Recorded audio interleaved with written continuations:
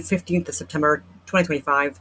And I'm just pulling this up because I did forget to mention in my previous video, there's so much to talk about, so again, people are going to miss things, but how people are talking about the what kind of sentencing should be had. And I do believe that there was ever a strong case for the death penalty, this would be it. And in Utah, people are saying that because he was radicalized, he was mentally ill, and thus he could possibly use that in order to give leniency in his prison term or sentence, rather. Sorry, and negate the death sentence. And I don't think that that's actually a strong argument, because people can have a mental health issue and not conspire for a while to murder someone in cold blood on live TV in front of his family just because he didn't agree with his ideologies. And so in Utah, so my search was Utah murder case, mental health issues do not factor in. I just wanted to see what would come out from that. In Utah, mental health issues can factor into murder cases in several ways, such as through the guilty but mentally ill, GBMI verdict, competency evaluations, or as mitigating factors during sentencing. However, they do not serve as a complete exculpatory defense. Example, not guilty by reason of insanity. In capital murder cases, and Utah is unique among U.S. states in limiting the insanity defense's role more broadly. So key ways mental health can factor in: guilty but mentally ill, GBMI verdict.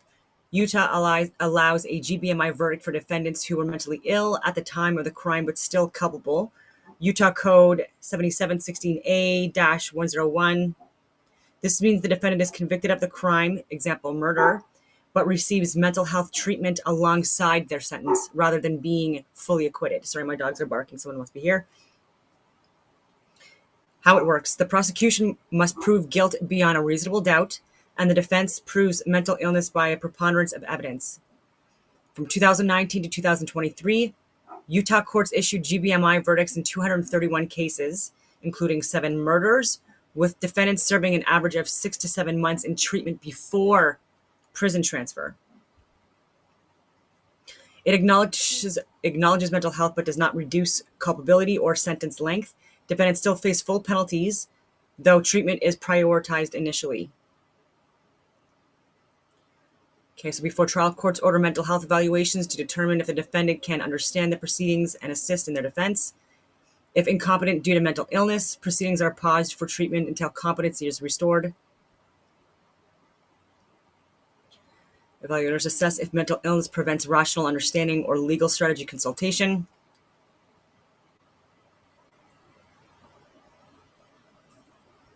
Okay. You cannot fully exculpate or negate guilt. Utah bans the insanity defense for capital felonies like aggravated murder.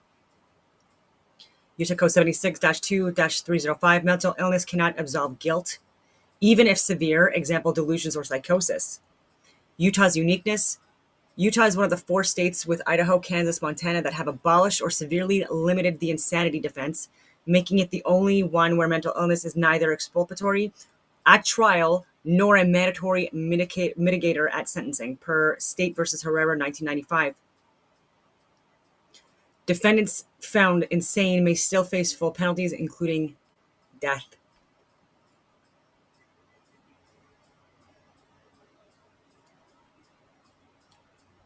This psychopath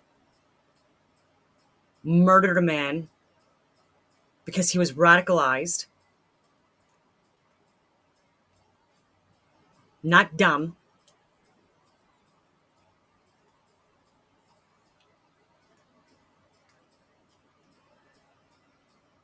Tyler Robinson, the 22-year-old, he literally engraved, if this is true, this is what, again, we have to look at the data that's out there. If these were engraved,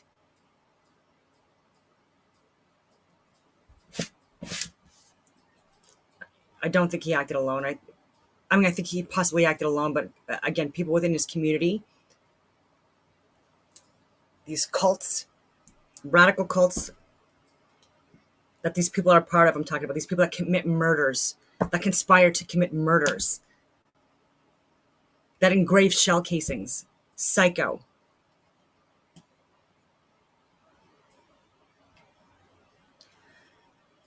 Okay, so he's been described by Utah Governor Spencer Cox as having been radicalized online in a fairly short amount of time after dropping out of college and moving back to his hometown in southern Utah. Authorities, including FBI, have linked his radicalization to immersion in the deep dark internet, a term Cox used to describe online gaming, message boards, Reddit culture, and other dark places where Robinson spent significant time. I think right now Grok is like also because there was also a school shooting, by the way, that happened on that same day within 10 minutes of the unfortunate Charlie Kirk shooting. I believe the only person that died, though, at his own hands was the shooter, Desmond Hawley. But correct me if I'm wrong. Yeah. Yeah, he was on the dark web watching disgusting videos. Again, like radicalized. It was a site called Watch People Die. Yeah. So how can we not ban these disgusting sites that are radicalizing people, doesn't matter the age. Just like that Facebook employee, he was on PBD, Valuetainment, a few years ago now. I've shared a video on that. He was being interviewed, and he was part of the censorship team or department, and he was fully saying in that video, I highly recommend people watch it. Um, but yeah, there's so many disgusting things that he was talking about, but again, like, information is power. And he was saying anyways how like people within the workplace were starting to get more deviant and like more disgusting behaviors, more intolerance. He was saying that there was even feces that on the walls, like on the stalls. There were people like having orgies. He said things were getting so disgusting. People were watching content that they had to perceive to be like, should these be banned or not? And like just horrific things on the internet, horrific things, and they were throwing up and within a short amount of time, people that were otherwise healthy, like when you start consuming such disgusting content, it can change a person. And so even Dave Smith was saying just a few days ago that, sorry, I've got a bunch of geese that are flying by, that, yeah, he was very impacted and devastated by what he saw. So was I. So were a lot of people. And even just prior to that, with that young Ukrainian woman who was murdered, you know, got that white girl. Like it's just that was a horrendous, disgusting video, and no help. And I understand to varying degrees why people weren't like didn't want to help. Again, it's a terrifying situation. Who wants to approach a murderer? But like not even offering assistance, like first aid and like I get people are anyway. But he was saying just because it was in such a short amount of time, like it's a lot, right? He needs to take a break now from this stuff. And he was saying that what he's seen regarding what's going on in Israel and Palestine and the Middle East, and like there's just like a lot of horrific stuff out there that people are trying to share just so that people know the truth, because we're getting lied to by our elected officials and academia and people that have no fucking idea what they're talking about, and it's frustrating. And so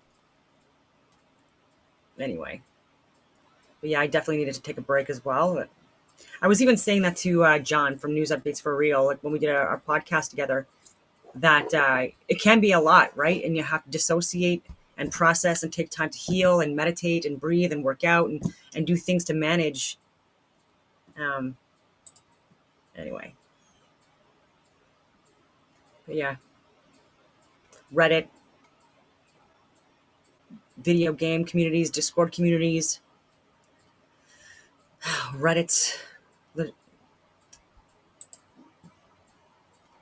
Anyway, it was a matter of time, unfortunately, that these domestic terrorists, these radicals, were going to get even more extreme and more violent.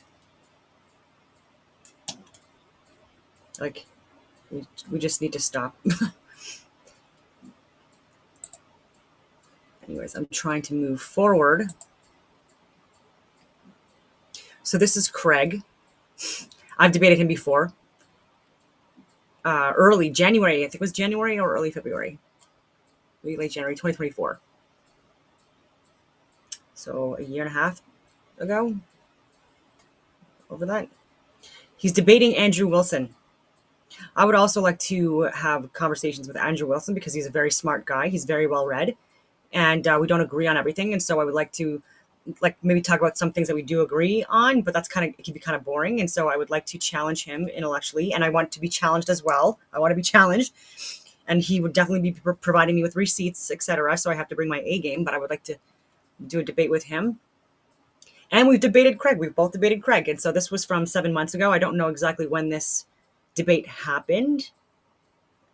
Okay, so I guess the 15th and 16th, on 15, 16 February. Yeah, okay, so it's like 7 months ago. Anyway, so heated debate, Christianity or secular humanism, which is best? Andrew Wilson versus Craig, FTFE. I have to address a very disheartening reality. My friend, Alex O'Connor, many of you know as Cosmic Skeptic, was supposed to be here as one of the debaters. Instead, he came under threat by radical Islamists. Oh, wow. And had to withdraw for his safety. We understand why Alex... Hear that? Incompatible. I'm talking about the radicals. Where's going to go with this? Oh, yeah, I have not watched this yet. I want to watch this debate with everyone, just so you can get my authentic, genuine perspective on it. Because, again, I don't align fully or subscribe fully to Christianity as hardcore as people like Andrew Wilson and Mike Knowlton and Charlie Kirk and Nick Fuentes, etc. But I'm closer to that than any of the other cultures, ideologies, or religions at this point. Did this, and we hope he's safe. But this is disgraceful. No one, least of all religious zealots, should have the power to shut down speech from people they disagree with, or anyone for that matter. These are the people who fly airplanes into our buildings. They fight wars of religion that belong in the Dark Ages. They can't even agree on whether women are people. And they want to control what we say? No. We will not cave into terrorism. Free speech will go on.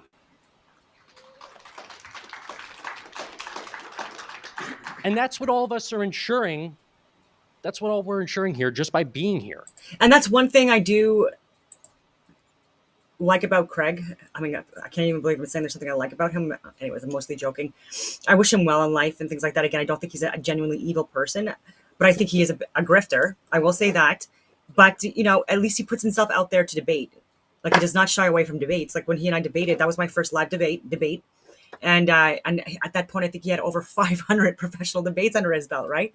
And so, yeah, I mean, at least he puts himself out there. He's not lazy. He seems to do, but again, he's not open-minded, which, you know, is a shame because he is a smart guy. He can get there, but again, he just needs to just, like, what he's doing to other people, like, follow your own advice. Like, you say that people don't listen to you, we don't understand what we're saying, what you're saying, but you're not listening to us when we're retorting or debunking what you're saying. Like, you're not actually listening to us. That's the intolerance I'm talking about.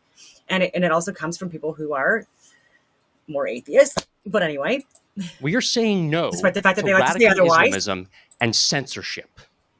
Whatever side you fall on today's issues, you are affirming everyone's right to hold an opinion and peaceably fight for it.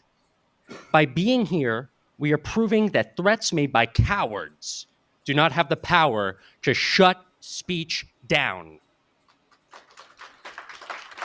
So thank you, everybody, for being here. Thank you, James and Modern Day Debate, for organizing this. Once again, I'm Thomas Sheedy, president of Atheists for Liberty, and it is my pleasure to welcome you to DebateCon 5. And now I am going to hand the microphone to the head of Uncensored America, Sean Semenko. I would love to debate Craig on atheism versus Christianity. So I'm like really excited about watching this. Like, I'm just going to put myself in the shoes of Andrew Wilson and see how I would respond to this.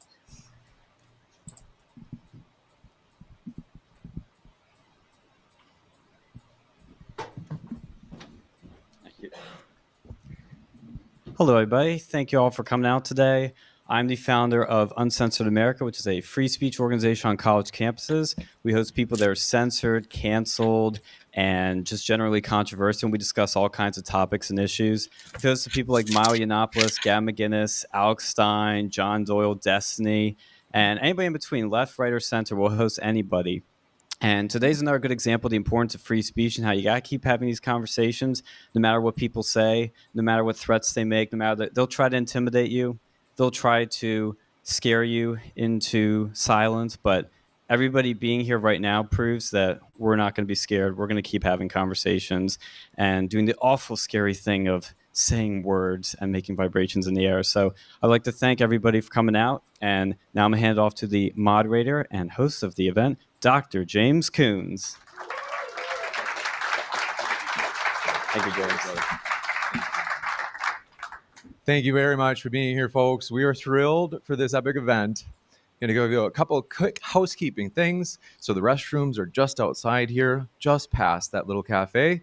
And then there's a slight schedule change. I'll let you know when we get there, but just a heads up, minor difference, 15 minutes. I want to introduce our speakers, but before doing that, I also want to make sure I remember our third sponsor is Manifold. And while Stephen couldn't be here today to talk about Manifold, it's an online prediction market where you don't have to gamble your actual money. It's just play money. You can predict outcomes. And they actually partnered and sponsored us this time for DebateCon 5.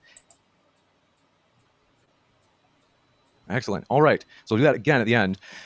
Do want to do one other quick thing, which is I want to introduce our guests. Before doing that, I want to say a huge thank you to all of our sponsors. Modern Day Debate is a fully neutral debate platform, but we will partner with any organization that believes in the value of people disagreeing, having debates, having discussions. You could say keeping communication open between different groups. So we appreciate our sponsors for agreeing with us on that and supporting us in that mission. But going first, Andrew Wilson is the owner of the popular entertainment channel The Crucible. Debates all over the world and also unusually handsome. So thank you very much for that. Write it. Yes, I have to. But Craig McNeil, representing secular humanism today, is a nuclear engineer turned YouTube powerhouse, is a globe-smacking, flat earth destroying legend whose debates leave conspiracy theorists questioning their life.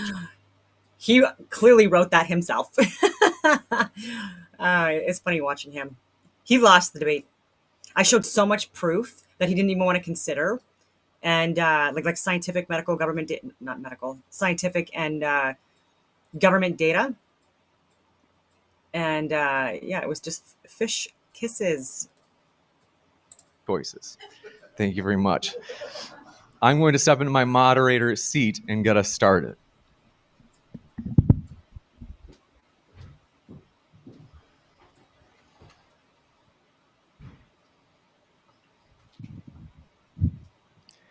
Hey, James, can I say something just before we start? Of course.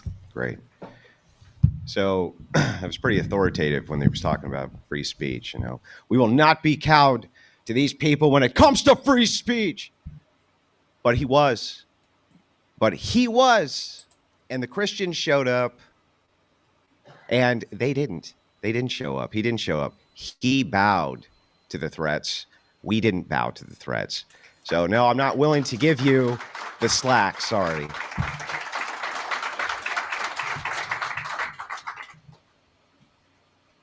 we're going to jump into our debate. We have 10-minute opening statements from each guest. Andrew, the floor is all yours for your 10-minute opening. It's like a funeral in here. You guys, you can make some noise. It's okay, right? You can, yeah, there you go. Gonna enjoy yourselves today. It's perfectly acceptable. It's all right. All right. The Humanist Manifesto, which is actually called Humanism and Its Aspirations. Humanist Manifesto 3.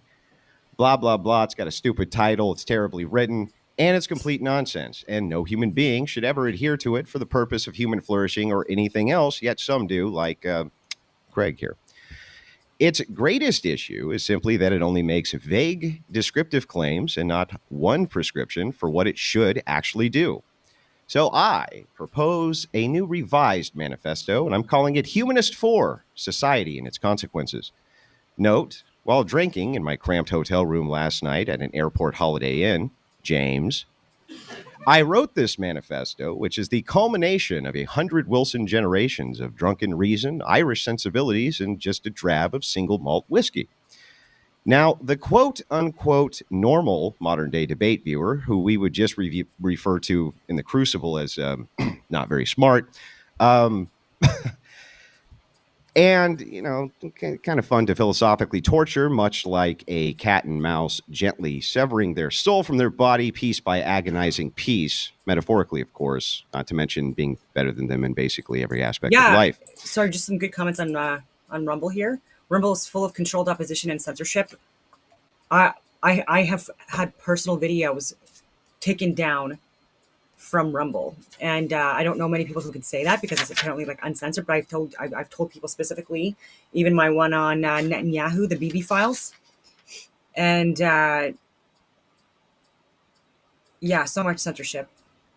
I'm still trying to there's still so much information that needs to be gathered regarding what actually happened. I will agree with that. And I think that people that are not open to looking at the truth, despite the fact that they're truthers within the truther community, it's anti-truther. Luckily, the crucible's here. In case the low IQ MDD liberal scum wants to whine and cry for another 2 hours of Q&A after their man-humping Earth Daddy fled the room with his boy toy tears in his eyes while his dress was flowing. I don't think we're going to see a repeat of that this time, though, right? I'm going nowhere. Okay, great. You can leave. It's fine. Let's launch into my new and improved Humanist Manifesto. Craig will be unable to refute any of my prescriptions based on his manifesto if he only uses his manifesto. Instead, he will require a normative framework to supplement that manifesto. He has to do this because without using the manifesto, what are we even arguing about? I can refute his prescriptions based on Christian ethics, church tradition, and effects to society, which is what this debate's about. What is best for society? But he's unable to apply that standard with the Humanist Manifesto itself. He must appeal to the sources outside this manifesto. So humanism has no real, measurable, actual, conceivable effect on society, yet Christianity does. He offers descriptions, I offer prescriptions. So here it is. I'm going to read to you the tenets of humanism according to the Humanist Manifesto itself, their own words, and then apply a reasonable and logical prescription to each tenet. Now, Craig has to debunk each of my prescriptions using the Humanist Manifesto or he loses. Why does he lose? Well, because I can debunk the stated prescriptions easily using Christian ethics, and he can't debunk or even successfully argue against one using the Humanist Manifesto. He requires something else. Do you see the problem here? First tenet, Humanist Manifesto. Knowledge of the world is derived by observation, experiment, and rational analysis. Humanists find that science is the best method for determining this knowledge as well as solving problems and developing beneficial technologies. My prescription based on that. The birth rate is low, therefore all women must be forcibly bred. Experiments must be conducted on them to maximize fertility and thereby maximize human flourishing because science, and that is good. Humans, this is tenet 2 of the manifesto, humans are an integral part of nature, the result of unguided evolutionary change. Humanists recognize nature as self-existing. We accept our life as all and enough distinguished things as they are from the things we might wish or imagine them to be. So my prescription based on this vague nonsense. Because humans are unguided, they require guidance. Maximum force from the state can lend itself to maximum results. People ought to accept things as they are, and that requires ending all charity to avoid giving them false hope. And that is good. Tenet 3, ethical values are derived from human needs and interest is tested by experience. This is in the Humanist Manifesto as well. So my prescription based on that, we ought to have an emperor. He ought to be Darth Logicus, a one-world global government under Darth Logicus, supreme ruler of the federal peoples of Earth, will maximize the responsibility granted to them, thus recognizing their inherent dignity. And that is good. Tenet 4, life's fulfillment emerges from individual participation in the service of human ideals. My prescription based on this, We ought to occasionally beat random citizens to death with hammers, thereby reinforcing the value of the preciousness of human life, forcibly transmitting wonder and awe via the hammer, and that is good. Tenet 5, humans are social by nature and find meaning in relationships. My prescription based on this, we ought to eliminate all those who believe in violent conflict resolution, who believe in violent conflict resolution, thereby making sure we eliminate violent conflict. We call this the paradox of violent conflict, and that is good. Last, working to benefit society maximizes individual happiness. So the descriptor here is, right now millions suffer from inequality. My prescription is we should just eat nachos, and that is good. Now, I can refute all these prescriptions using Christian ethics. Craig's unable to refute any of them using his own standard. That standard is humanism based on this manifesto. Again, do you see the problem? Unless he just makes it up as he goes, which is what he's going to do, and that's why Christian ethics are superior, thus destroying the entire ideology of secular humanism. If Craig moves away from this document, he's admitting defeat, something he knows a lot about. The advantages of Christian ethics is that it can provide a standard which is unchanging for what people ought do, not just descriptions of what they are doing. Craig's moral framework necessarily must change by its own admission, which is why society hasn't adopted it and won't adopt it. They don't know what it will be in another 20 years, 15 years, 200 years. They have no idea. There are now 4 versions, because I wrote one more. Should we have, 5,000, Craig? 10,000? I don't know. The Humanist Manifesto can be interpreted any way you want. I just demonstrated that by interpreting it how I wanted to. And can't even be used to refute bad prescriptions given by bad people like Andrew Wilson based on the Humanist Manifesto itself. So what are we even doing here? My society has produced obvious good results on society for millennia, including the fact that all societies which currently are considered the best are using my moral framework and not his. None, as in not one, as in 0 societies on Earth are run off the Humanist Manifesto. If Craig claims the manifesto itself isn't necessary to humanism or its doctrines, then again, what the hell is humanism? And how do we know what it is? How do we know what we're supposed to do with it? If we don't even have a document which describes it, then how can we understand how it works? If Craig claims we can use things outside the manifesto, he also again loses unless he can describe how that is humanism and how my prescriptions are not humanism, which is clearly defined with this manifesto I've been talking about. Also, I just want to finish with this. Craig doesn't know what a straw man is. I think first thing out of his mouth is going to be, Andrew's straw manning me, okay? Which he also doesn't understand what ad hom means. He doesn't understand what a lot of these terms mean. I'm giving a position based on prescriptions, so I can't actually be straw manning, Craig, because these are my views. They're not your views. He'll say I'm straw manning humanism, but I'm literally reading line by line, then giving prescriptions based on reason in regards to its tenets, so I don't really know what the problem is. Craig will not be able to refute a single prescriptive claim I've made by using his manifesto. All of my prescriptive claims are humanist claims. And this is why humanism is the flat earth of ethical systems. And that's what Craig is. You're a moral flat earther.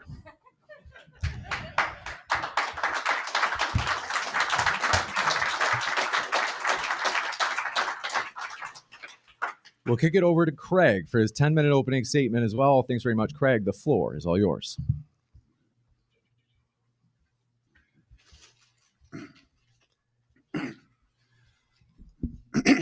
Hello.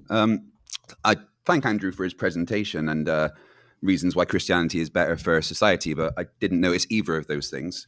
So I guess I'll just go to my presentation and explain why secular humanism is better for society. Maybe Andrew forgot what the debate was about. I'm not sure. Okay, so who am I? I'm Craig McNeil. I run the YouTube channel, FTFE, where I do debate the dumbest people on the planet, people that think the earth is flat and stuff like that. But today I'm here to debate why secular humanism is better for society than Christianity. Again, Andrew maybe missed the title of the debate there. Okay. Sorry, 1 second.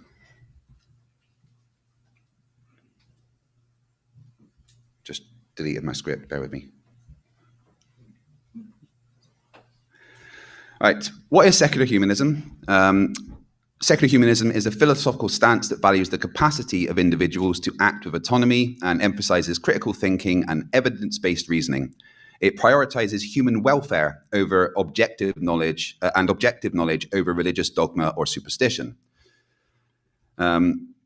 Secular humanism centers on upholding reason, ethics, and justice as foundations for a humane society. It advocates for human rights, social equality, and the continuous search for truth through scientific and rational inquiry.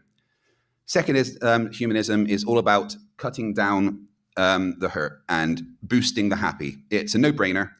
Less suffering, more thriving. This principle shows up in the nitty-gritty stuff like public health policies and safety rules that actually work for us, not against us. Forget the days of wiping out chunks of Europe in the Crusades. Now we're into making life better, not starting wars over divine favor. It's not about making choices that help. It's about making choices that help everyone, proving that we can do a lot of good without any kind of holy wars. Secular humanism sticks to reason and real-world proof to keep its ethics sharp. We're not about bending the rules to fit old-timey text or mystical claims from a sky daddy as the world changes. Thanks to tech upgrades and new social twists, we update our moral code too. It's about evolving with the times, not getting stuck in scriptural mud. Secular humanism lays the groundwork for a society where common sense and fairness call the shots. It's all about using solid evidence and treating everyone equally to build a place where everyone gets to do what they need to thrive. This way, we all have a shot at living our best lives. Secular humanism taps into what we all feel deep down, things like empathy and compassion that cross all borders, instead of relying on the whims of deities with their own dodgy moral compasses. It builds ethics on the real shared experiences of all humans and the things we go through.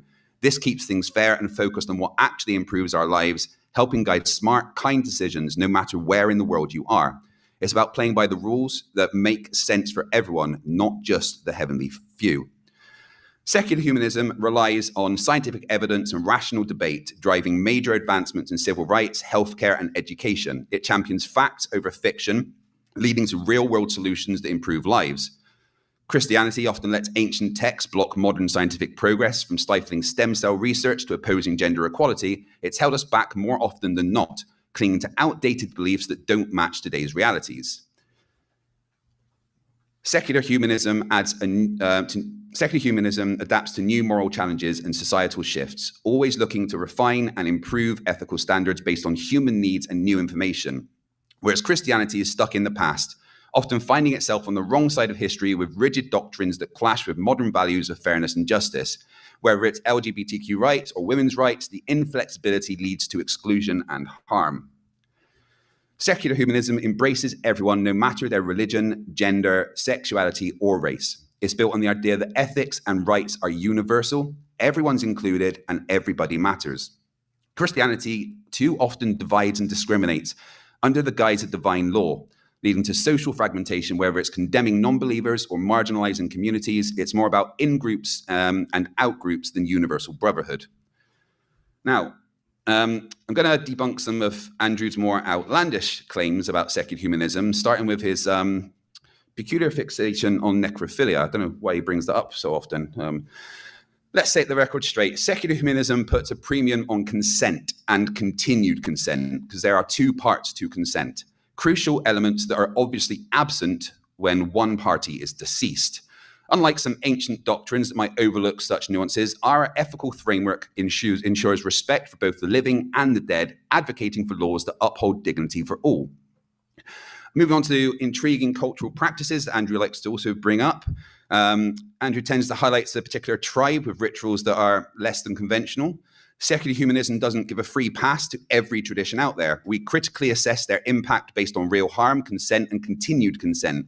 We respect cultural diversity, but we stand firmly against practices that harm or exploit, especially under the guise of tradition. We believe in evolving traditions that promote human rights and dignity, not those that trap people in harmful cycles. And about that favorite narrative of Andrew's, that secular humanism supposedly opens the door to moral relativism. Here's the truth. Our moral framework is solidly anchored in the observable impacts of actions on real people, promoting behaviors that enhance well-being and reduce suffering. We rely on reason and evidence to guide us, not fleeting feelings or ancient edicts. We find deep meaning in human connections and logical thinking, striving for a society that values real outcomes over theoretical purity. Andrew, while you might be content to debate the ethics of bygone eras, we secular humanists are busy applying rational, thoughtful decisions to improve real lives today. So while some are still praising the finer points of medieval texts, we're ensuring that everyone right here and right now gets a fair shot at a dignified life, underpinned by principles of consent and continued consent. No divine intervention needed, just a commitment to common sense and humanity. Now, the ethical failings of Christianity through both historical and modern lenses is an interesting thing. Historically, Christianity has found itself on the wrong side of morality. Crusades, inquisitions, where violence was not only justified, but glorified as a divine mandate. Then there's the endorsement of slavery and colonialism, where scripture was twisted to justify the unjustifiable, oppressing millions under the guise of spiritual destiny. Fast forward to today, and we see the doctrine's lingering effects in discrimination against LGBTQ individuals and the suppression of women's rights, often justified by some ancient texts. These aren't just old tales, they're ongoing issues that affect real lives, fueled by policies and attitudes steeped in outdated belief.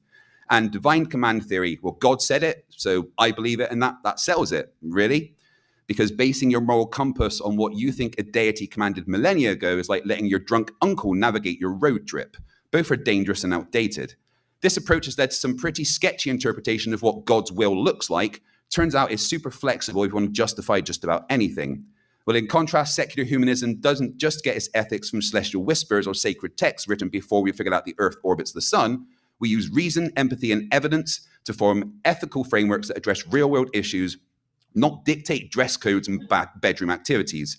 So while Christianity clings to its ancient script, secular humanism is busy solving modern puzzles, moving forward, not backward, building a society based on equality and science, not superstition and suppression. It's time we left the biblical ethics in the past where they belong and focus on building a fairer world for everyone. Because let's face it, if your moral system has more plot holes than a bad soap opera, maybe it's time for a rewrite. Secular humanism isn't just good on paper, it's spectacular in practice. When we base our ethical standards on reason and human well-being, rather than ancient scriptures, we end up with policies that genuinely improve lives. This isn't about lofty ideals, it's about real benefits like better healthcare, advanced education, and robust welfare systems that actually work because they're built on evidence and not faith. Here's something Andrew might find hard to swallow. The happiest countries in the world are overwhelmingly secular. Look at global happiness indices. Nations that embrace secular governance aren't just a little happier, they're leading the charts. These countries have higher standards of living, more inclusive laws, and you guessed it, they're pushing the envelope in science and technology while respecting individual freedoms. Why does this matter? Because in secular societies, health and welfare are not afterthoughts, they're priorities. We see significantly better public health outcomes when policies are shaped by science, not superstition. Lower rates of poverty, higher life expectancy, and greater social equality. These aren't coincidences, they're the results of choosing humanism over dogmatism. So while Andrew and his followers might yearn for the good old days of divine rule, the rest of us are enjoying the fruits of society that values all its members and bases its decisions on logic and love, not fear and control. In the modern world, secular humanism isn't just a better moral choice, it's the blueprint for a thriving, progressive society. Let's remember what's at stake. We're not just debating ideologies, we're discussing the blueprint for future. Secular humanism offers us a path forward that no longer serves us that shackles us from ancient texts and divine decrees that no longer serve us in the modern interconnected world. We have a chance to build a fairer world, one where policies are not dictated by religious bias, but crafted from compassion and ethical evidence. A world where every individual is valued, where their rights are protected, not because a deity says so, but because our common humanity demands it. Let's choose a future where our children are taught to think critically, to respect science, and to care deeply about the welfare of others. Let's embrace secular humanism, not just because it offers better ethics, but because it leads to better lives, happier and healthier and more harmonious. So Andrew, I challenge you to look beyond the dogmas of the past and join us in shaping a more rational, just and humane world. The future doesn't belong to ancient texts or celestial overseers. It belongs to all of us here today, ready to make a difference with every decision we make, grounded in reason and empathy. And James, thank you for bringing me here for my first ever in-person debate. And thank you, Andrew, for being my opponent. No problem at all. Thank you very much. I appreciate those openings, gentlemen. We'll kick it into the 60-minute open dialogue. The floor is all yours. Yeah, so if you don't mind if I ask a quick question, do you have a copy of Humanism 3? No. You do follow Humanism 3? It's a framework, yes. Okay, it is your framework. Yeah. Can you using the document of Humanism 3, debunk a single prescriptive statement that I make? Well, your prescriptive statements were just something you made up based on your personal interpretations of it. And, So secular Humanism 3. Yeah, I was in the middle of talking, Andrew. So it's Humanism if 3. you want to calm down when I'm talking, that'd be great. Thank you. Yeah, what you did was you said, I think this is what the manifesto says, so therefore I'm going to interpret it this way and bring my own prescriptions. Well, Andrew, your prescriptions are your prescriptions, and that is literally a straw man because it is your own interpretation of secular humanism, which doesn't align with what everyone else thinks secular humanism is. You claim I don't know what an ad hominem things are. Trust me, I debate flat earthers all the time. But yeah, I don't have to argue against your personal prescriptions. We can just talk about what secular humanism is better for society. None of the things that you mentioned are about society. They're just what you don't like about secular humanism. What I'm just going to ask you is very simple. Humanism. Yeah, what I'm going to ask you, Andrew, is very simple. How long are you going to filibuster, dude? Well, I was literally about to ask a question. If you can but calm down and let me finish my sentence, then you can respond. Craig, right, what Craig, I am going to ask you chill out, Craig. Stop spurging, Craig. What I'm going to ask you, Andrew, Craig. I'm like 3 words away from the end. Craig. Stop spurring. Calm are down. you okay? All right, we'll get to the question. Go ahead, Craig. Do you need a moment, Andrew? It's Calm okay. down, Craig. If you need a moment to take a breath, that's Go ahead, absolutely fine. Yeah. Craig, this is a great time to ask the question. What I'm going to ask you, Andrew, is because you failed to do that in your opening, could you explain to us why Christianity is better for society? Yeah. Instead of just attacking your own views. So let's make this really simple, right? So Craig says here, he says, well, that's your interpretation of the Humanist Manifesto. You see the problem? Yeah, everybody's going to have an interpretation of the Humanist Manifesto. Thus, if everybody has an interpretation of the Humanist Manifesto, including me, we can make prescriptions based on it, Craig. So now I'm making prescriptions based on the Humanist Manifesto for what? Society. Okay, you are asking about Christianity. I told you that Christian ethics are better for society because I can refute the prescriptions made in the Humanist Manifesto that I just made in the Humanist Manifesto. You, Craig, cannot refute a single prescription I made off a single tenet in the Humanist Manifesto using your own manifesto. Do you understand that? Yes, Andrew, I completely understand so that. Doesn't that have a society entailment, a societal entailment, Craig? Would you like me to answer the question, or are you just going to talk when I talk? Can't wait. Go ahead. Do you need a minute to calm down? It's fine. We can take 2 minutes, and you can. It's fine. Yeah, get to the answer, please. Yeah. So again, what you haven't done is explain why Christianity is better. You just said, I think it's better because I don't like secular humanism. That's not explaining why Christianity, what ethics, what morals about Christianity make it better for society. What you've done is simply attack secular humanism. You haven't given me a single reason why Christianity specifically is better. What you said is Christianity is better because I don't like these things about secular humanism, and I want you to tell me why these things about secular humanism is bad. But Andrew, you aren't here to attack secular humanism. You're here to defend Christianity. So you failed to do it in your intro. So can you just give me a single reason specifically without attacking secular humanism? Because that's what flat earthers do. You're acting like a flat earther. So flat earthers attack the globe instead of saying why flat earth is better. So instead of attacking secular humanism, could you give me a reason why Christianity is the thing that is better for society? Tell me what ethics, what morals. Yeah, because when I make prescriptions based on a Humanist Manifesto, I can debunk those prescriptions using Christian ethics. You can't debunk those prescriptions using the Humanist Manifesto. Well, go on then, debunk That's them. why it's better. Okay, here, I'll show you. Let's give you an example.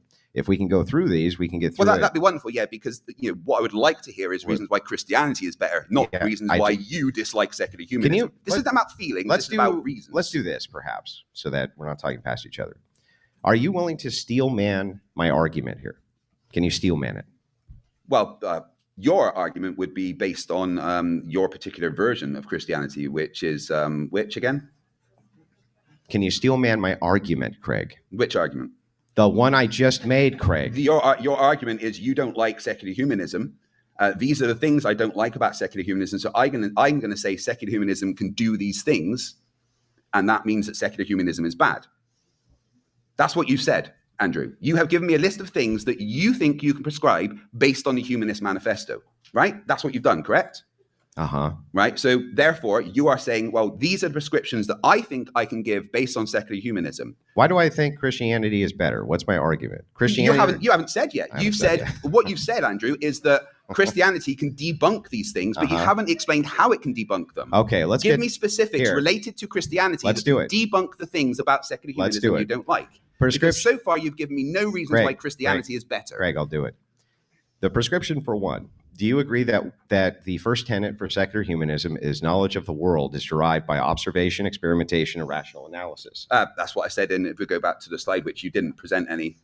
But, why do I need to present a slide? Well, it's because, we've got a big thing up there to present slides, and I thought it'd be nice to... I have a slideshow.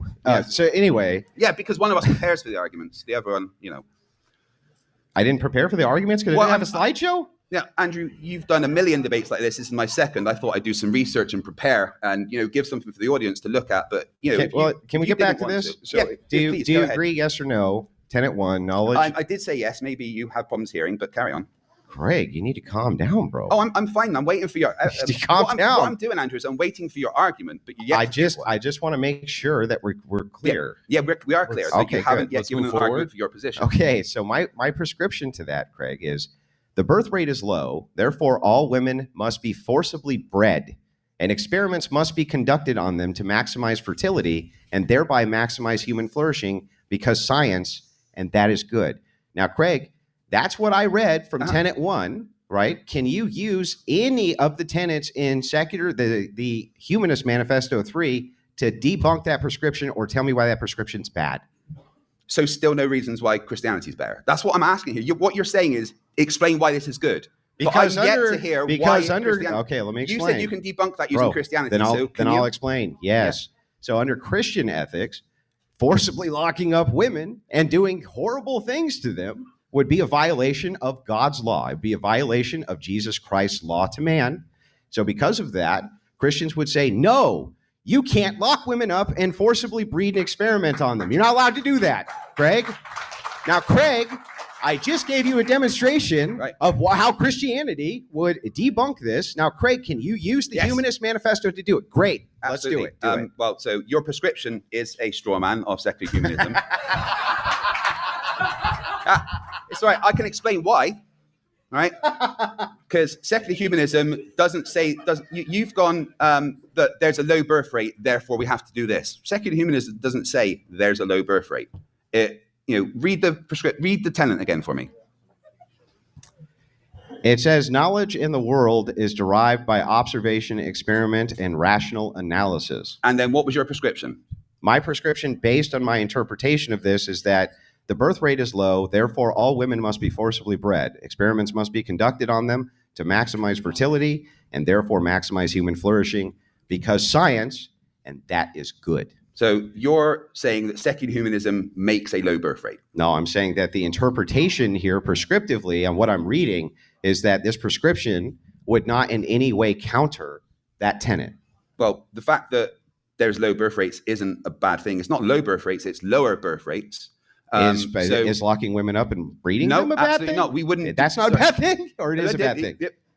When I'm in the middle of a sentence explaining something, that's when you be quiet and listen. I know you're used to talking. I know. I'm way out of line, Craig. I know. Yeah, but if you let me finish my thoughts, it would be helpful. If I can finish what I'm saying. Okay, go ahead. So secular humanism is about harm, and locking people up and doing experiments on them is causing harm, and they wouldn't do that. A lower birth rate doesn't necessarily mean that things are bad. It just means that there is less people than having lots of people. Now, an extremely large birth rate has many problems. So we can look at what large birth rates cause: poverty, broken families, people being homeless, lots of things like that. So there's no reason secular humanism would, if there is a low birth rate, go and then lock people up and experiment on them, because that is not necessarily a bad thing. And having a slightly lower birth rate can actually help humans flourish. As a secular humanist, we're all about human flourishing, and having a slightly lower birth rate will actually help because it allows better standards of living, less poverty, less problems, less children being abandoned, less family and societal problems from having too many people around. So you have come up with your prescription, which is a prescription I don't agree with. So I don't have to accept your prescription. Yeah. Right? Okay. So if I don't have to accept your prescription, I don't even have to debunk it. That is your prescription. Yeah. And it's not what any secular humanism would say. In fact, that prescription is a logical impossibility based in secular humanism because it includes doing harm. And secular humanists would not do something that includes harm. So Andrew, whether you realize it or not, and whether your audience realizes it or not, that prescription that you have come from, your interpretation is a straw man of secular humanism. a prescription's a straw man? Your prescription is, because your prescription is based on interpretation that no secular humanism would come to the conclusion of. It is a logical impossibility that secular humanists would lock people up and do experiments on them. So to think that a humanist manifesto could include that as a prescription means that you have no clue what secular humanism is. Okay. And that's fine. If you Craig, don't know what secular Craig, humanism I've just let you ramble for forever, right? But so you said... Craig, calm down now. Okay, carry on with your point. Sorry, I've had the red. Here we go. I apologize. Knowledge of the world is derived by observation, experimentation, rational analysis. This is a descriptive claim, correct? Mm-hmm. Okay. Do we make prescriptive claims off of descriptive claims? If you want. If you want. So if I were a humanist and I read that, whose interpretation would it be up to as to how it was applied or what the prescription was? Stop. Hang on. Oh, you asked me a question. Craig. Right. Oh, was I done? Calm down. You asked the question. What I'm asking you specifically is, if it is the case that the person reading it is going to be the person who makes the prescription, okay, then if I make a prescription here and it's not debunked by any of the rest of the Humanist Manifesto and you're going to some external source, in your case, well, you see, there's a logical impossibility because secular humanists wouldn't do that. Yes. It doesn't tell us shit, Craig. I'm giving you a prescription based on your first tenet. Hang on, stop. Based on your very first tenet, I need you to use the actual manifesto itself to tell me how it conflicts with that prescription. What you're doing is you're saying, I don't like that prescription. That's great. Nobody gives a shit what you like. Show me in the Humanist Manifesto where it is that it actually debunks this prescription or says this prescription's wrong or says this prescription isn't humanist. What I'm claiming is that that is humanism. Okay. That is a humanist doctrine. You need to show me within the Humanist Manifesto how it's not.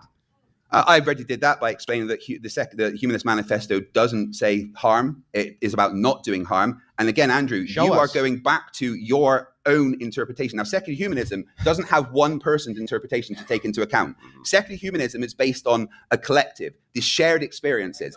We don't take the Bible. We don't take one person. We need you in the audience to remain quiet, please. We don't take one person's interpretation and say that's what we're going to stick to. Okay, we don't go, this is the thing that we say because this person wrote this and that is what we stick to. As humanists, we have collective experiences. We will get together and say... Do you write them in a manifesto? Yes, because that's a group of collective experiences. No kidding. You have collective experiences and you put them in a manifesto. So what we would do you want me to answer the question or are you going to jump in and let me... How long are you going to take to answer the question? Well, I let you talk for a while to give the question, so let me answer. Are you afraid of me answering the question, Andrew? I just want you to actually I'm trying to... Andrew, if you're afraid of me answering the question, just say so. Just use the manifesto. If you're afraid of me answering the question, then that's fine. Hold on 1 second. Let me pull you apart just to reset here.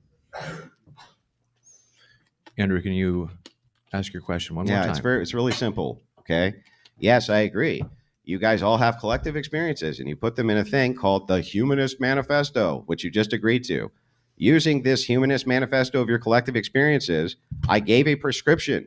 Can you also use that Human Manifesto to debunk that prescription? Tell me why that prescription's wrong using the manifesto itself. I think you can't. I think you can't do it, Craig. Because it doesn't tell you shit. It doesn't tell you anything. Once again, go ahead. Show me. Show me in the manifesto itself where that prescription conflicts with humanism. Because I'm saying it's a greater form of humanism than your humanism. Are you done? Yes. Go ahead. Okay. Now take a deep breath and let me talk, okay? Good boy. There we go. Calm. Right. Once again, the Human Manifesto says no harm. It's about not doing harm. It's about human flourishing. Okay? I'm not going to use the exact words, because interpretations are a thing. But as secular humanists, we would get together and say, how do we deal with this thing? It's not a particular prescription of things that you have to do. It is an ethical framework.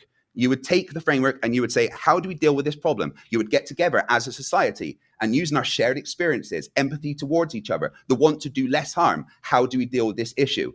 Secular humanists do not do harm. That is the idea of secular humanism, to not do harm, to flourish. So I'm going to use the principles. I don't have to use the specific manifesto, because I could just get into the Bible and ask how stoning people on the Sabbath because they went to work is good for society, or how not letting women speak. Andrew, your Bible says that you can beat your slave as much as you want, as long as they can get up afterwards. That comes for a good society. No, I can tell you why Christianity is not good for society, right? But you have not given me any reasons to do it. What I'm not going to do is engage with your personal interpretations of secular humanism, because personal interpretations don't matter. Collective decisions as a society is what matter. So you individually deciding this is the prescription of secular humanism is not how secular humanism works. Perfect. And what you've done is said, we have got a set of rules by God that we can set out by. We've got a normative authority to go to.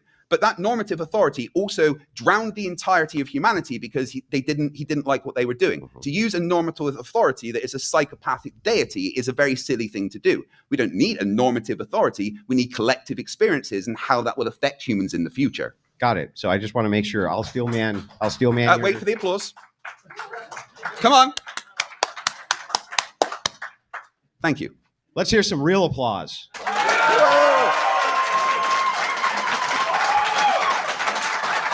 All right, guys, come on. All right. My turn. Come on, louder. All right. Come on. Hey. We'll return to the debate. Go ahead, Andrew. Never All right. an L. I just wanted to move back to this very quickly. I just want to make sure that I steel man your position in the best faith I possibly can. You've failed so far. Okay, that's why I'm trying again. So let's say You're very trying, yes. when you say it's the collective experience of us that matters, Yes. and the interpretation of this framework. It's the collective experiences and how that relates to the framework. Okay. In the collective experience of these people utilizing this framework, they would be able to utilize this framework to debunk that prescription, correct? I just did.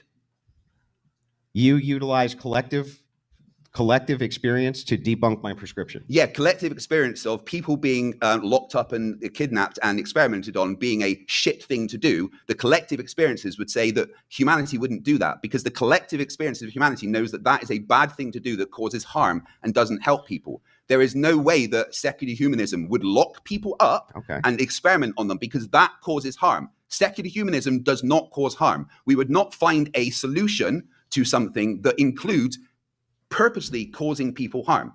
So you are coming up with this prescription because you do not understand what secular humanism is. I do understand. You seem to think that secular humanism is anything. When I ask a question, please don't don't take 2 minutes, right? Just give a quick answer. If you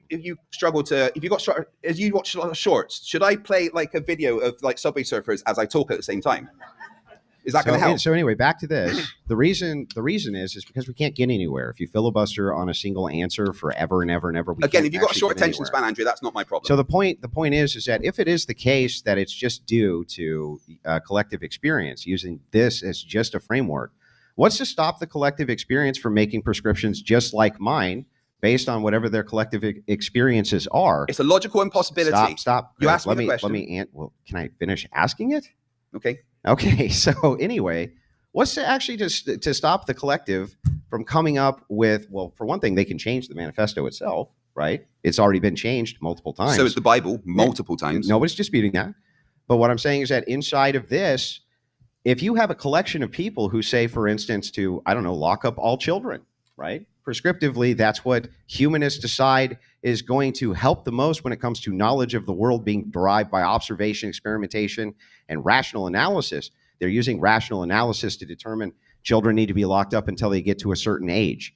What inside of the Humanist Manifesto itself is demonstrating that should not happen? What is it? What can you point to anything in it? The reduction of harm. Andrew, you keep where is it? Where is it? Again, where is it? I'm not going to use the exact words that are in it because they're not in it. Because they're not in it. Right? I'm not going to use the exact words. We're going to use what it represents, and what it represents is to not do harm. You keep coming up with things that are harmful, right? Let me get this through to you. Secular humanism will not do something that purposely causes harm. You keep saying, who determines what harm is? Can you let me talk? Who determines what harm is, Craig? Collective experiences and empathy. So if collective experience says this isn't harmful. Collective experiences say that it is harmful, though. That is what collective But what experience if it didn't, Craig? But what if the collective experience of these people says that's not harmful? But they do, Andrew. But if they didn't, though? Right. Well, in the same way, what if God said that you could do whatever What if you he did? Answer my question. Well, but collective experiences don't. It's a logical impossibility. Under the framework... The unanswer of the first question loses, Craig. Answer my question. Under the framework of secular humanism, that is a logical impossibility to do, right? I do not have to answer things that will never happen. Let's start with what does logical impossibility mean? It means that it's something that is logically impossible as a conclusion. You can't use the words to describe the words, Craig. Yes, you can. What does logical impossibility mean? It means that it is something that would not come as a result of conclusions of what's happening. If you look at the overall, conclusions of what secular humanism gives, and look at that, the outcome it would be. My question is, what does logical impossibility mean? I'm trying to answer.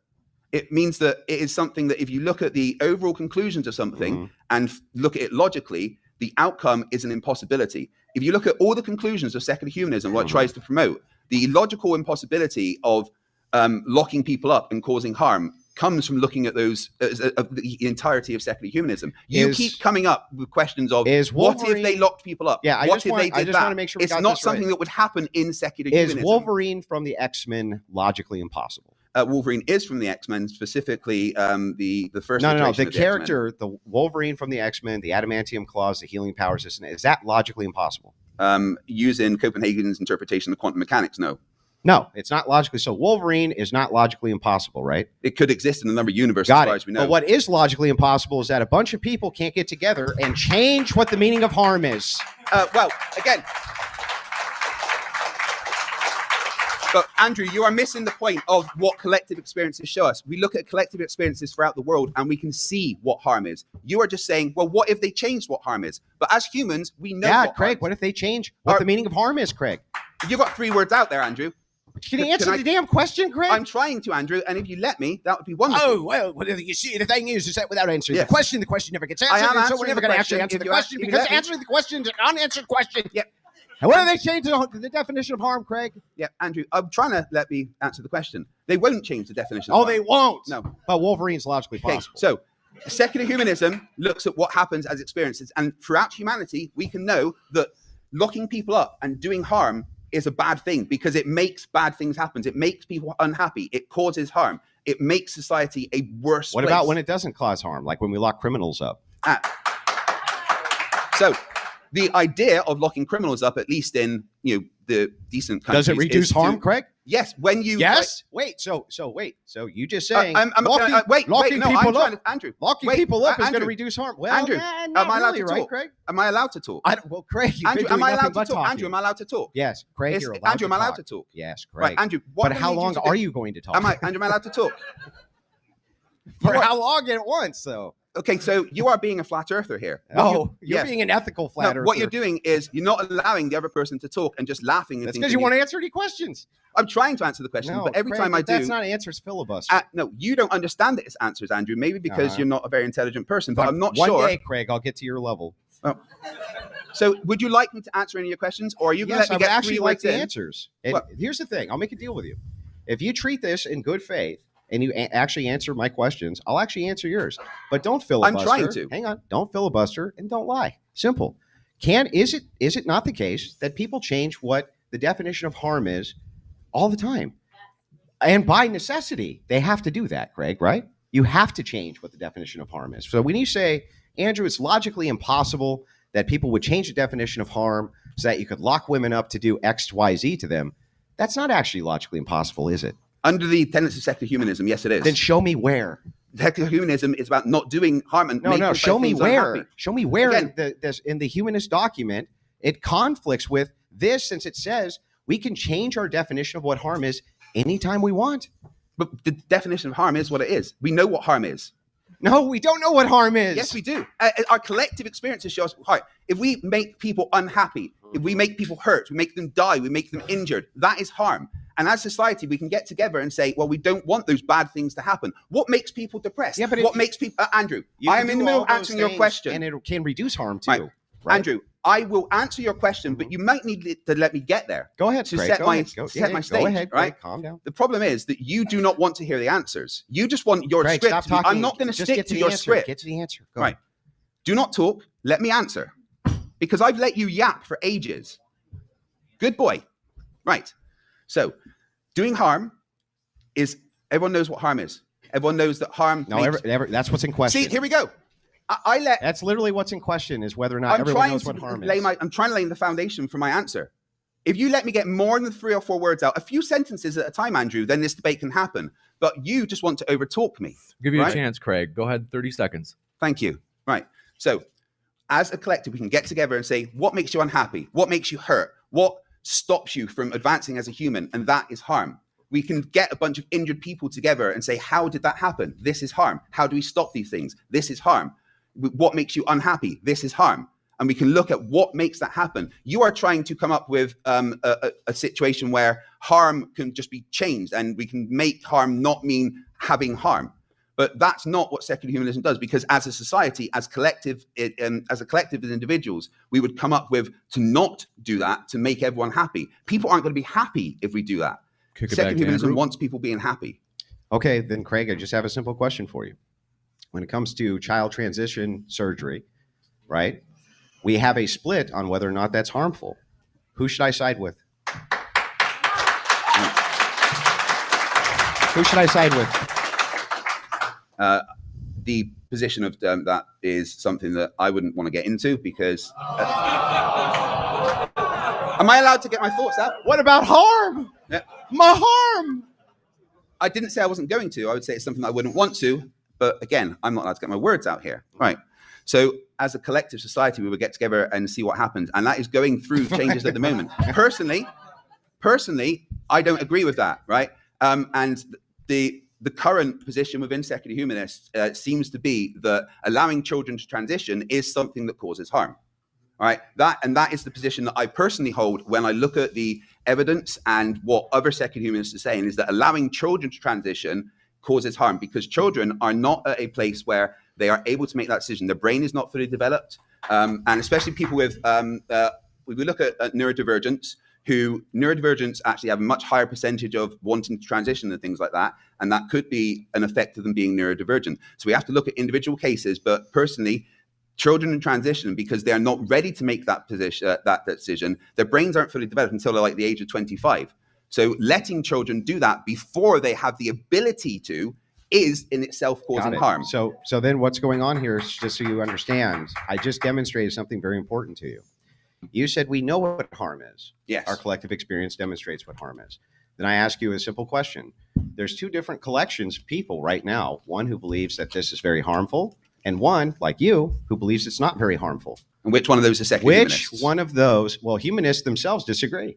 Well, Matt Dillahunty, who's a humanist, for instance, is right as we speak, probably sucking lady balls, right? Like that's actually true. So Matt hang on, stop. Matt Hey, stop, bro. It's my turn, yeah. bro. My turn. Calm down. Calm down, bro. Calm down. It's my I'm turn. not Matt Dillahunty. Calm down. Right? I didn't say you were. Right. I'm not going to run away from a debate. I didn't say you were. I didn't tell you to things, run. okay? I didn't tell you anything. Calm down. Right. So anyway, back to where we were. What I'm saying is, he's a humanist.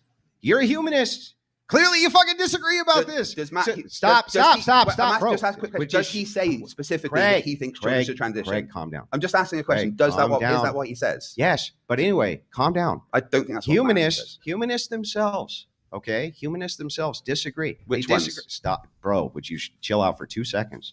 They themselves disagree on even what a man is. They disagree on the prescriptions for children. No, they don't. Yes, they do. And they disagree about all of these things within the very same framework you're talking about. The thing is like, that's fine. You can grant that humanists can disagree. As the peanut gallery was telling you, you can make the same criticism about the Bible. Theologically, people disagree all the time. Totally fair argument. What's not a fair argument is for you to say that it's logically impossible for us to redetermine what harm is under humanism. Of course we can redetermine what harm is under humanism. Why couldn't we? Why?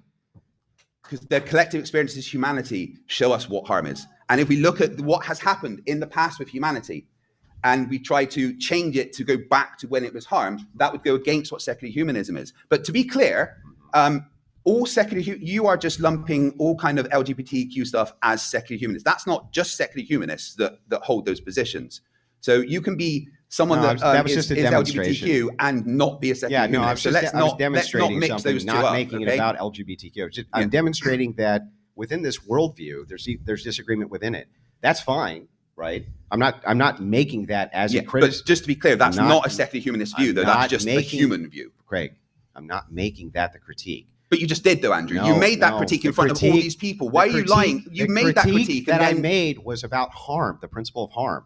I'm giving you an analogy to the principle of harm and saying, even if you say it's logically impossible for us to change what harm is based on collective human experience, that can't be true, because even we all right now share experiences and disagree about what is harmful based on those experiences. When you say that that's logically impossible, I need that actually demonstrated, Craig. That's what I'm saying to you. humanity demonstrates that, Andrew. How? Because of what has happened to humanity throughout history, right? That is what lets us decide what is harm. Let's look at the last 200 years and the amount of harm that has happened, the amount of wars that have happened, the amount of bad things that have happened. We can look back at the past 200 years and go, well, what about that has caused harm? And then we can look to the future to say, well, how can we stop that happening? And if we look at the suffering and the unhappiness and the death and destruction that has come from all the bad things, that a lot of it is because of holy wars and fighting over whatever my particular God says. And we can say, well, how can we make the harm from that not happen? And all we have to do is look at what has happened throughout history and how that affects humanity this is a great to example, get to the Craig. decision. So let's take a look here. When you say war is very harmful, right? At the same time, you also say population reduction is actually probably pretty good. I didn't say population reduction. Let's be clear. I said I said a slightly lower birth rate is not a bad thing. A slightly lower birth rate still increases population. The birth rate is going to go down if more men are dead, right, Craig? Yeah, because war's bad. Great. So since we've established that, if I say I think that actually these wars caused less harm to society because, well, it got the population down, and that actually is good for us long term. I have now made an argument for how I've reduced harm. Craig, if you disagree with that harm principle, right? We both disagree with it. That's not what I said. Would you chill out for a second? If we both disagree with that harm principle, right? Our collective experiences can come to wildly different conclusions. If that's the case, I need you to have something I can default to look at, which would descriptively tell me why it is my harm principle or what I consider harm to be is wrong. But I have this thing called the Bible and church authority. You have a Humanist manifesto to answer those kinds of questions. Where in the Humanist manifesto can I find out that if I want to, I don't know, lock all the women up and breed them, that's actually morally wrong? Okay, Craig, where? So you are misunderstanding what the manifesto is for. The manifesto is a guideline. And then based on that guideline, people will get together and make decisions. Nobody is going to make a single decision that everybody then follows, like in your screwed up version of the world, where you can refer to a magic sky daddy as the absolute normative authority. It's ridiculous. Instead of our earth daddy? Right, instead of your earth daddy? You notice how I let you talk. Oh, I can't believe God did that. You notice how I let you talk, Andrew. You notice how I let you talk. Go ahead, right. Go ahead. So once again, we don't need a normative authority. We don't need a one set of particular rules. What we need is a framework that we can get together and discuss to assess what is going to happen. We don't need a one particular person or one person's interpretation or one divine commandment to follow. We don't need a normative authority? No, we don't. Why would we? Well, I don't understand. When you have a collective of people who decide based on your manifesto and they're interpreting it to give you prescriptions, what do you call that? Not a normative authority, because what is it? It's not. What is it? It is a framework that you would get together and discuss. No, not the framework. I'm not saying that the framework is your normative authority. Like you said, that's a framework. Yeah. All the people who get together to decide the prescriptions based on the framework would be referred to as normative. No, that normative authority is a single thing, right? Not a collection of people. Do you know what a normative authority even is, Craig? Give me your definition of it, then. No, Craig, I'm not going to give you your definition for normative authority. What is it? It's a single prescription for something coming from a particular set of rules. Look it up real quick, Craig. I'm going to stop. I'll stop. Right, tell me if I'm wrong. Pull up normative authority. Right. Yeah. Tell me if I'm wrong. So normative, philosophically, right? It's like an ought claim, right? What we ought to do. Yeah. If you have a normative authority, what is that doing? It's an authority expressing what you should be doing. So in the church, right? We would be referring to our ecclesiastical authority as our normative authority, meaning here's our framework, here's our church framework. This is our normative authority telling us what we ought to do. Same thing with the Bible, a normative authority telling us what we ought to do. If you have a bunch of people who get together and they make prescriptions based off of this manifesto that you're supposed to follow, those would be called what? Okay, right. What would they be called, Craig? I can see I'm wrong. What would Okay, got right. it. Okay. So hang on. Right, And by the way, that's the I- first time ever. Congratulations, Craig. I want to be clear. Congratulations, Craig. Right? Woo. I want to be clear. Right? This is only my second debate within this field, and I might not be completely up to date on all the vernacular and everything. So if I get certain words wrong and stuff, hey, I'm going to hold my hand up. And I'm not going to hold it. I'm not going to hold that against you, dude. Right. So I'm not going to hold it against you. Go ahead. The point I'm trying to make is, instead of going to like a single position, like the God says, That was actually very Instead, respectful. what we do is we get together and we decide collectively based respectful. on I liked it. what we feel is better to stop the harm. Okay. And That's a normative authority. okay, right. I can see that I was wrong on that point. Absolutely. So, That is normative so authority. my whole point right? here isn't to beat you up about being wrong in a debate. I'm wrong in debates all the time, Yeah. just not in this one. What That's I'm how we learn, saying, right? what I'm saying to you here, Craig, is just this. If you have to have a normative authority, people who get together who make prescriptions, right? What they're doing is they're using your framework. So in Christianity, we would do the same thing. We're going to use the framework of the Bible, the teachings of Jesus Christ, and then we're going to have a normative authority, an ecclesiastical structure, which helps interpret that framework so that we know what we should or shouldn't do. Now, this is the same exact thing you're doing. But the thing is I can use the framework, which is the Bible, to debunk the prescriptions that I've made against the manifesto. You can't do that with your manifesto. That's my point. Right. Again, you're using the manifesto wrong. Okay. And, I'm willing. and I've okay. explained why, and I do feel like we're just going round in circles. No, So- this is actually important. Right. I would Can like I- to actually let me- know can how I- I'm using it wrong. Go ahead. I'm trying to, because again, it's not a set of rules like the Bible, right? Like it's that's not set out the same way. It's not saying this is exactly what you need to do, Right. Right? It is something that we will get together as a collective and say, right, and this is how we think will make a better society. Mm-hmm. And if something in society happens and we need to adjust that, we can adapt as society evolves. But the overall point of it is to reduce harm and increase flourishing. And you can't do that if you're doing something that is causing unhappiness, causing unhealthiness, causing injury, and feelings of not being happy. That is against what the secular humanist. So this makes manifesto sense. goes, So right? what you're saying, and I'm just going to steel man again to make sure I'm not getting it wrong. I don't want you to say I'm straw manning it. What you're saying is that this framework, which is Humanist 3, the manifesto, this is a framework which is not giving prescriptions, but rather it's a framework which is used by a collective body to give prescriptions, right? I wouldn't say prescriptions. Of More. course you wouldn't. What you ought to do? No. No. What is better for helping society? Well, should we do what's better? It doesn't try to give rules. It doesn't try to say this is exactly what you should do. I'm not saying it does. Right? It just says if you want to have Yeah. a healthier society, then this is the way to do it. So it's being interpreted. Like Christianity, by a collective, yes. Right? Okay, got it. like So if a Christianity, with a collective of lot of your Christians ideologies interpret stemming this from to say, Christianity.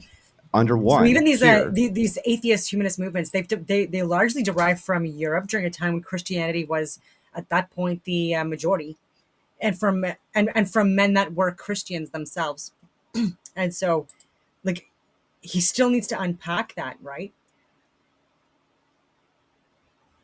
And then also the thing with not believing in God, that in itself. The fact that this is an intelligently created, designed cosmos or universe, whatever you want to call it, it necessarily requires some kind of higher level, advanced, intelligently created being in order to create this cosmos, right? And then just with the predictability of this divine clock, just like the movement of the luminaries, specifically the sun and the moon, through the constellations, through the days and seasons, predictable path, and so much more. Absolutely something that was created by, and anyway, so like that is another argument as well. Like, does God exist? And then, so I think that they have to get a stronger argument for that as well, but they never want to talk about that. I would be interested to talk about this with Craig, actually, of his interpretation of what he believes is God. Is there a God? Does he believe in the Big Bang Theory? I have no idea. Important questions. That knowledge of the world is derived by observation, experiment, and rational analysis. If the prescription they come up with is the birth rate is low, therefore all women must be forcibly bred, why are they wrong? Because they would have to show why lower birth rate is a bad thing for humanity. Why would they have to show that? There's nothing in the manifesto, the guiding stone from which they're making their prescriptions, that says that in any way contradicts with the framework itself. Well, in what we would do in that case, again, as humanists, we would get together and we would say, is this going to cause harm? Then yes. Well, then we won't do that. Yeah, I know. So what if they got together and said, actually, I think that this will lower harm? What if God said lock people up? Yeah, no, but what if they said... Yeah, but what if God said it was okay to do it? What if he did? So anyway, so would you... right, so let's ask, because you're just moving the goalposts. Yeah, that's fine, but all you've done so far is ask me questions about mine, right? So I'm going to ask you questions about yours. What if God said it was okay to lock women up? What if he did? Let's just say Christianity is a complete lie, all of it's nonsense, all of it's BS. We're talking about the effects of society. So you're trying to get rid... Yeah, okay, so if... how would Christianity deal with this then? If we said, okay, it's a lower birth rate, let's lock people up and experiment on them to make higher birth rates, what would Christianity say about that? Our ecclesiastical authority would say you're not allowed to do that. Which one? Well, in fact, here's how I would define Christian, if you want to make it easy. It's people who believe in the Nicene Creed, people who accept the Nicene Creed. All people who accept the Nicene Creed would now fit on the category of Christians. All of them would have the same moral framework, which would say that this is immoral. And which moral framework specifically, cite me the specific thing that says you can't lock women up and experiment on them to stop a lower birth rate. You mean the Ten Commandments? Yeah, where is that? You want me to pull up the Ten Commandments for you? Then go to the other 260 rules as well. You mean Noahide laws? Well, they're part of Christianity, right? No, not Noahide laws. Some Christians would disagree with you. Not the ones who believe in the Nicene Creed. Well, okay, so you are saying that well. Christians that don't believe in the Nicene Creed aren't Christians.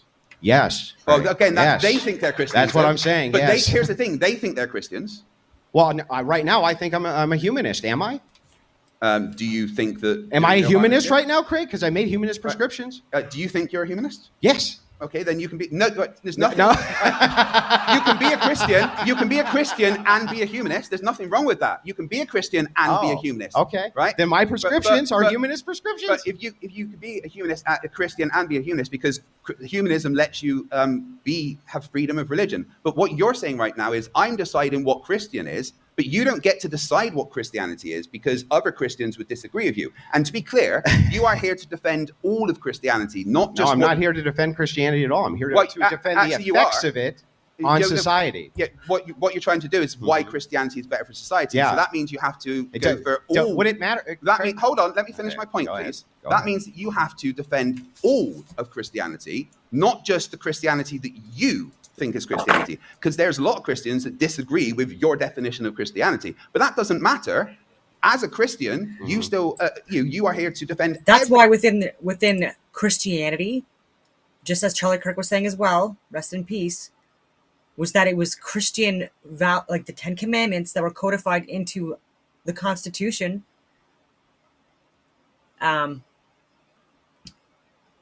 Which is how we have our legal system set up today. And so there are a lot of protections to people in laws derived and built from Christianity and a belief in God that gives what he's talking about, because he's talking about passages where it talks about stoning gay people to death. Again, like most people, okay, myself included, we think that is absolutely something that is not to be taken literally at all, just like working on the Sabbath, saying that you should be stoned for that to death for that as well.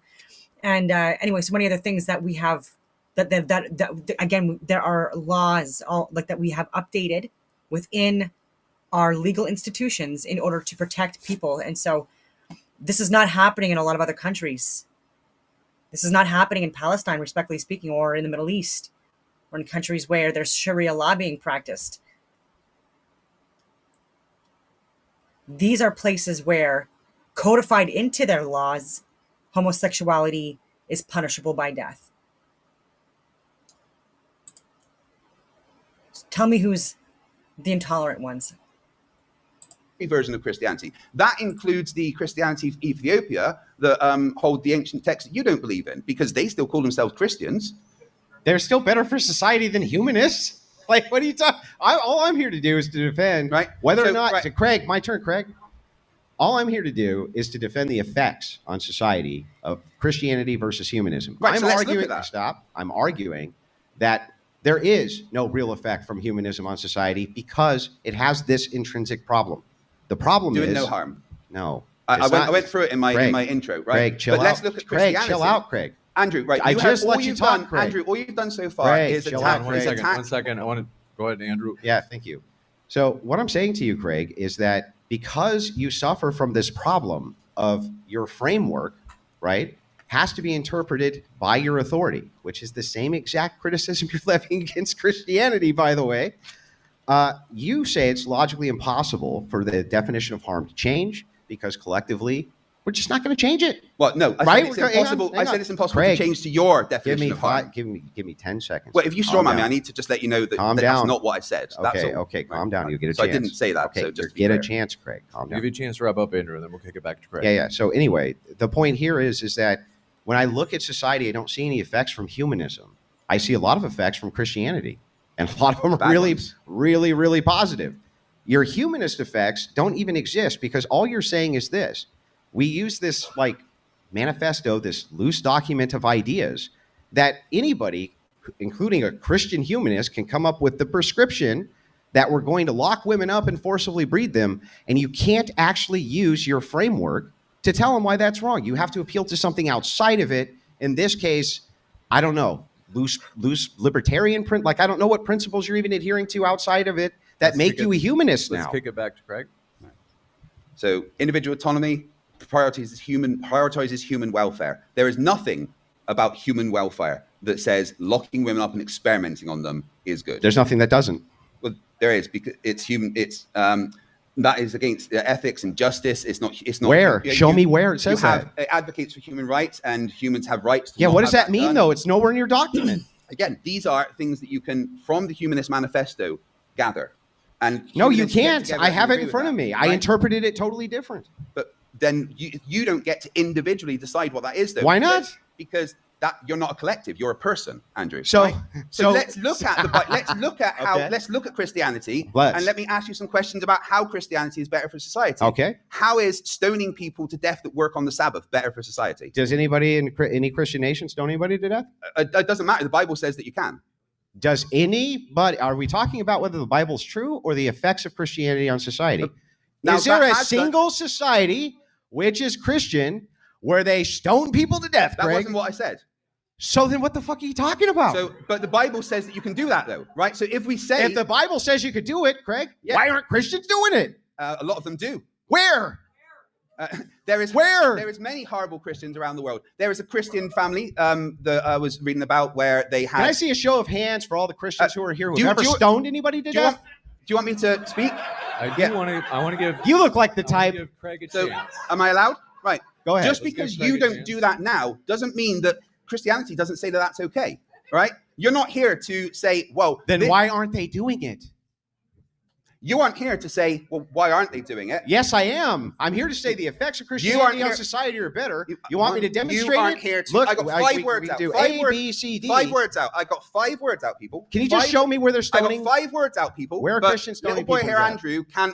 Where are Christians stoning people to death? I got 5 words out, Andrew. Okay, go ahead, Craig. Tell us where they're stoning people to death. Right. Okay. So the Bible says that you can stone people to death. The Bible says that you can beat your slave until it's fine until he gets up. The Bible says that women shouldn't vote and read and all of that. So it doesn't matter that that is not particularly what happens now. That is what Christianity says is okay. So you should be able to point to a bunch of Christian countries where women can't read, right? Did I get my question out, Andrew? Well, okay, go ahead, Craig. Yeah, okay. Go ahead, Craig. So take a deep breath. Yeah, I'm sorry I interrupted your interruption. Go ahead. Right. So Christianity has the Bible as its guidelines. And the Bible says that you can do these things. Whether or not that happens now is because people are moral in general, but it doesn't matter. Christianity specifically says that you can do these things and it's okay. So yes, it does. The Bible absolutely says that you can beat your slave. Greg, I'm willing to engage with each of these. So Go let me ahead. ask you, how does those specific things that the Bible say that you can do make it better for society? How does suppressing women's rights and women's ability to read and talk, how is that better for society? Because the Bible says that you should do that. Okay, so let's take them one at a time. There is no Christian nation I'm aware of where women are getting stoned. I didn't to ask death. about Christian nation. Let's be What- clear. what's But the- can you answer my question? Well, I is the said, debate- how does the Bible? Yeah, is the debate over whether the Bible is true, or is it the effects of Christianity on society? No, it's not. It's about which is better for society, Great, not it's the which effects. is better. So let's go Yeah, over to which is better. When you're talking about what is better, when he says the Bible makes prescriptions that you can stone people to death, the Bible makes prescriptions that women be oppressed. The Bible makes prescriptions that women not be able to read. The Bible makes these prescriptions, right? So how are they better Let's for assume society? for a second the Bible does make those prescriptions. It does, yeah. And we just very stupidly, as Christians, misinterpreted all of that to mean the exact opposite, which must have happened because in all of these Christian nations, none of that shit's happening. Nobody's getting stoned to death, Craig, anywhere. Women in a are you Christian, sure? women in Christian nations. Are you sure about Yes, that? I'm sure in all Christian nations, women aren't getting stoned to death. Are you All sure? of them. Absolutely 100%. I'm sure? absolutely sure, Craig. So you're Now, absolutely Craig, sure. Craig, let me finish, Craig. I'm also sure that in Christian nations, women can learn to read. Where are women oppressed in Christian nations? Where is all this happening, Craig? So either all of the Christians are really fucking up their own documents real bad, or your interpretation of the documents must be really wrong. However, not even interpreting if anything. we're going to assume your interpretation of the documents is 100% correct and all the Christians got it wrong, their societies are still great, Craig. They're fantastic. Nobody's getting stoned in them. No one's getting beat to death in them. Which Christian societies in particular are great? You mean societies where the overwhelming majority of people are Christian? Which ones are they? Yeah, that would be all of the West. All of it.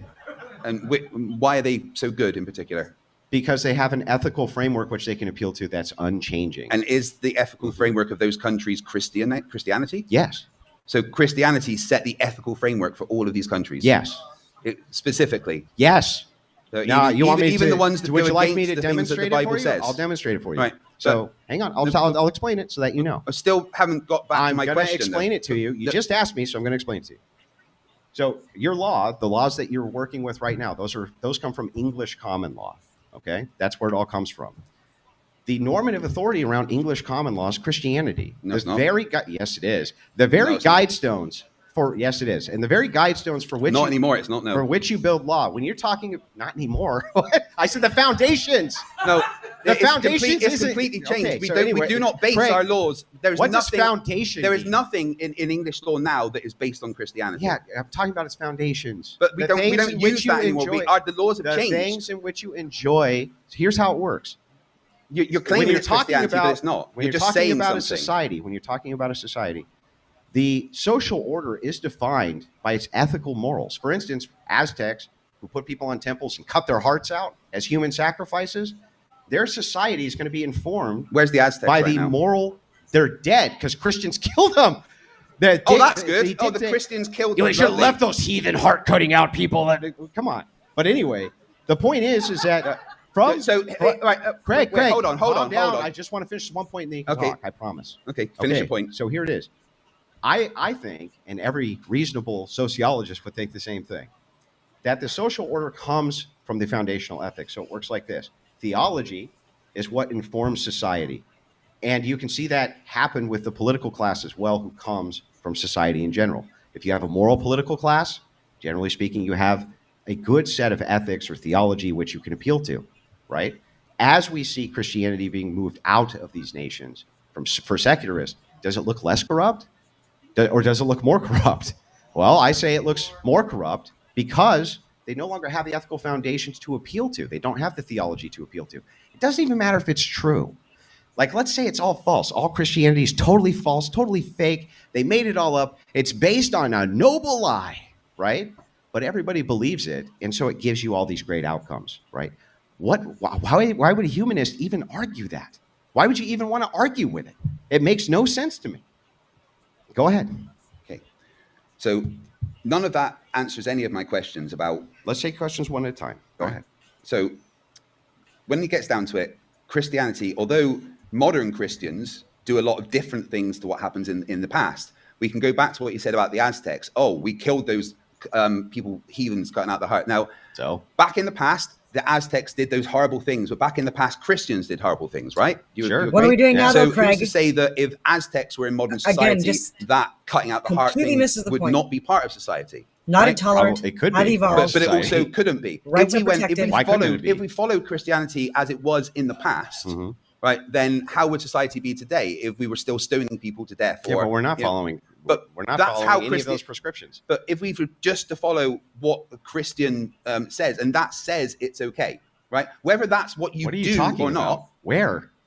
the Bible. Where are Christians demanding to be stone anybody to death, Craig? Again, I'm not talking about what Christians say. I'm just talking about what the Bible and what your normative authority says, right? Hey, listen, if Christians really believed that the Bible was making prescriptions to stone people to death, Craig, they would do it. Right. Do you know what a martyr? Right. Hang on. Do you know what a martyr is? Right. Yeah. A martyr for Christ. There's people who give their entire lives to Christ, their whole life, forever and ever, forsaking all materialism. That's all they do.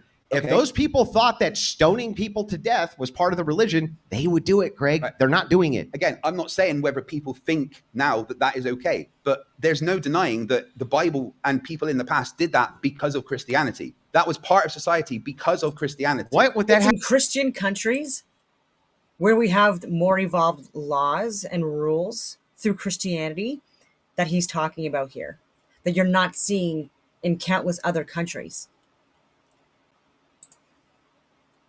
Have So- to do with the effects of society today? Nothing. But society today isn't just because of Christianity. Society today is a melting pot. If we were to, Right. I talk about the LGBT community and how that's punishable by death. Countless countries, non-Christian countries, and so you've got that punishable by death, and even with women's rights, for equality and women's rights and freedoms and liberties throughout the world, countries how they're ranked. Non-Christian countries are the ones that are ranked the lowest in these rights and liberties and freedoms, and Christian countries are ranked the highest. Why do you think that is, Craig? And can you give any other examples? That's another thing that kind of saddens me about Charlie Kirk, just how closely he wanted to follow in Jesus Christ's footsteps through the Bible, through Christianity, and his belief in Jesus Christ as being a being that came from God, like a physical, a reincarnation of God on earth who died for our sins. I believe that it's allegorical. No disrespect to anyone when I say that. And a different interpretation of the creation story, like I've said, like repeatedly. But I will say that in the allegory of the Bible with Jesus Christ, again, when you're looking at the 10 Commandments that Charlie Kirk absolutely knew front and backwards, like he could cite so many different passages within the Bible. He knew so much about it. And he wanted to follow in Jesus Christ's footsteps as close as possible. And this is where I've been saying that this being a spiritual war, and it being at the individual level, and us having to try to access our higher levels of consciousness and higher levels of emotions, and which is really hard in resisting temptations, just like Jesus Christ talks about, right, with like resisting temptations, and so that like Christianity, through that we also talk about the 7 deadly sins and how to avoid them, even though it's difficult. And so this allegory, I do believe that Charlie Kirk lived like he was a physical example of someone that lived like Jesus Christ on earth, if that makes any sense. And that's why it's such a loss, I think. Like he was a brilliant person, but someone who was an incredible believer in God and so enthusiastic about it. And didn't drink, didn't swear, wasn't a criminal at all. And and a lot of healing done. And since his death, there are a lot more people that have gone to church and vigils held, and a lot more people looking at his work. And so he's had an impact. And again, I didn't agree with everything that he debated, but I still respected him so much. So anyways, there's still so much that needs to be resolved regarding inconsistencies in reporting and clothing and the weapon. And sorry, my dogs are barking again. And yeah, so he has been what you would call, I would say, martyred. His death had a profound impact on people all over the world, and then you saw just how many evil people celebrated his death. Evil people. What I mean is like low IQ, ignorant, hurtful human beings, so unhealed, so unwell in their own lives. And I hope that they take this experience. They've been shamed. And sometimes, again, shame can be good in societies. When you look at shame versus guilt and you look at how countries evolve based on, again, a shame versus guilt society in order to manage internally, like at the lowest level. And so people are getting fired. And so just when like the example of the Bible of Jesus Christ getting crucified and people celebrating it, turning him in, etc. Like we're seeing that now too. And so, yeah, I think he's as close as we have come, at least in my lifetime, of someone that embodied that being on earth. It is at the individual level, people here on earth. It's hard. I am a sinner. I'm definitely not perfect. Charlie Kirk, again, he was so patient and respectful, open to debating anyone, even people he knew hated him. And yeah, anyway, tragic. It went back 500 years and took what Christianity was then and just carried that particular society on of just what they said Christianity was then, their interpretation of Christianity back then society would be, just full of people being stoned to death and people burnt at the stake. What people are getting stoned to death? But they're not right now. But that's not because when were they? Like when were they? Whenever the Bible was written. Okay. Right. Do you realize? But that's the thing. Hold on. My point is that the Bible is what Christianity is, right? And you what you're doing is saying, well, as Christians now we don't do that. But that doesn't matter. Andrew, that never happened. Let he who's without sin cast the first what? So are you saying that no one ever got stoned to death for working on the Sabbath? In Christianity? Yeah. Where? Does it not say that in the Bible? No. Are you saying it doesn't say in the Bible? You're talking about Jewish law. Is that in the Bible? Yeah, that's Jewish law. That's not Christianity. That's not Christian ethics. Are we here to argue Jewish ethics or Christian ethics? But that's in the Bible, and it says that's what you should do, right? No, it does. No, you have a set of prescriptions in the New Covenant. New Covenant. So that's Christian ethics. That's the ethics Christians follow. We don't follow Old Covenant law. What are you talking about? It's still Christianity. What? No, it's not. So, what were the Crusades about then? Like wiping out half of Europe? Right? That How was is that? No. Okay, so first of all, we can get into the Crusades if you want to, but no, it wasn't. Let me give you the stoning to death then, but let's talk about the Crusades. Oh, they believe different to us, so let's go and kill all of them. How is that good for society? First of all, that's not what happened. That it is what happened. No, it's they not. Wiped out half of Are Europe. you going to let me respond? Or do you want an answer to this? Yeah. Okay, the Crusades was a conflict between two different anytime two different ideologies come into contact, there's going to be problems. Spain had an encroachment from Muslims, from the Moors, forever and ever and ever. There, from the Byzantine Empire on, there had been issues going on in the undercurrent with Muslims and Christians, and it's because of land. Okay, it's because of land. I don't know if you know this or not, but there are two continent land bodies which are connected, one of which has what religion on it, and the other one of which has what religion on it, Craig? Christians and Muslims. Christians and Muslims, right? So what happens when they begin to intersect is they start to fight.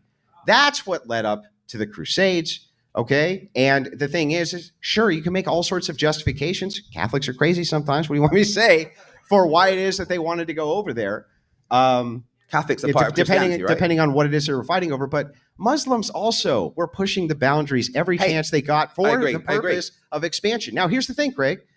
Humanists would do this too. I can point to you a society which is secular by nature called the Soviet Union. The Soviet Union had Soviet Union is not secular. It had a secular constitution, Craig.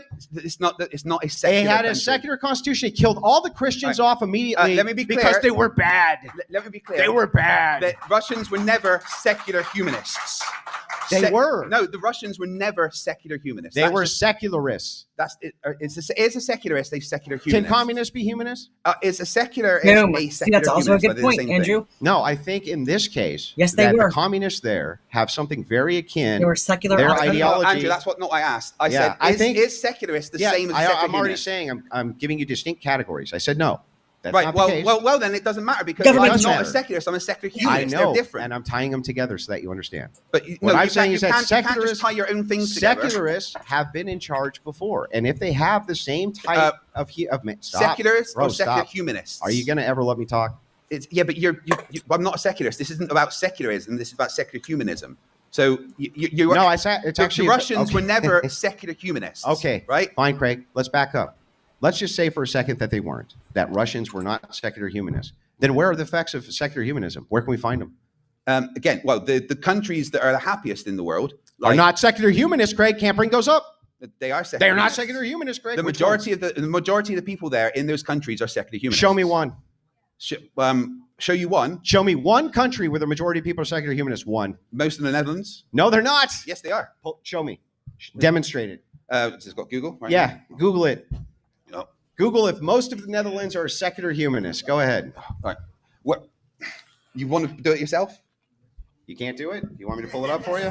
Craig didn't is wanna so get that full off of the it. air. He's This is literally a lying 2-minute and he warning knows that we it, have and a that's why he doesn't Q&A want to coming research this. shortly.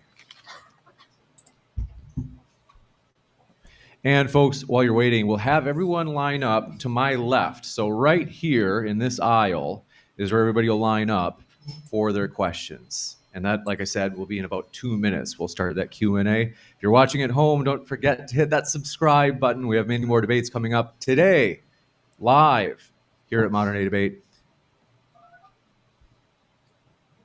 Yeah, atheism. Okay, so in 2021, I wouldn't even call whopping them- 58% yes, I would call of them Dutch atheists, yeah. people I guess. said that they were secular humanists and didn't No. belong to any religious ideological group. Well, secular humanism is still a thing. It's likely that many non-religious majority don't specifically label themselves that way. But of people aged 15 and over, in 2021, 58% of Dutch people identified as secular humanists. Show me. You can find the citation on Yeah, I'm bringing it up. Sorry, one sec. If you'd like to start lining up now for the Q&A, you're welcome to. Well, it's from Wikipedia. Stalin even introduced the 5-year plan to atheism. Soviet era. Let me see here. What else can I say about that? From 1932 to 1937, Joseph Stalin declared the 5-year plans of atheism, and the LMG was charged with completely eliminating all religious expression in the country. Many of these same methods and terror tactics were also imposed against others that the regime considered to be ideological enemies. This happened with the Holodomor as well. And this was like, even again, like atheist government led. We need God. Craig is not going to be able to give any examples of any secular atheist societies being superior to ones where Christianity has been the majority. I got 9.4%, Craig. I'm just letting you know. 9.4% was about 5 years, 2015. So in 2003, it was 9.4%. So back in 2003, 9.4% of the folks in the Netherlands identified with secular humanism. Fast forward to 2021, and 58% of Dutch people aged 15 and over said they identified as secular humanism and didn't belong to any religious ideological group. Pull it over here so I can look at it. I can just find it. Just like to summarize it, the whole thing for me. Where is it? 2015.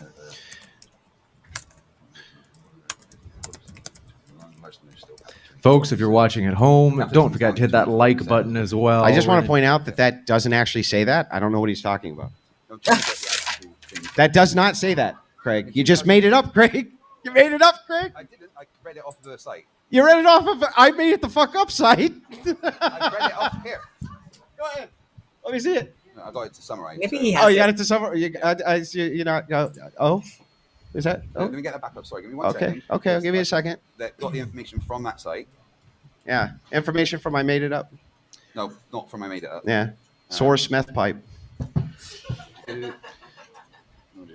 As mentioned, folks, we have 3 more debates coming up today. We're going to jump into the Q&A. I'm going to start with the first question now.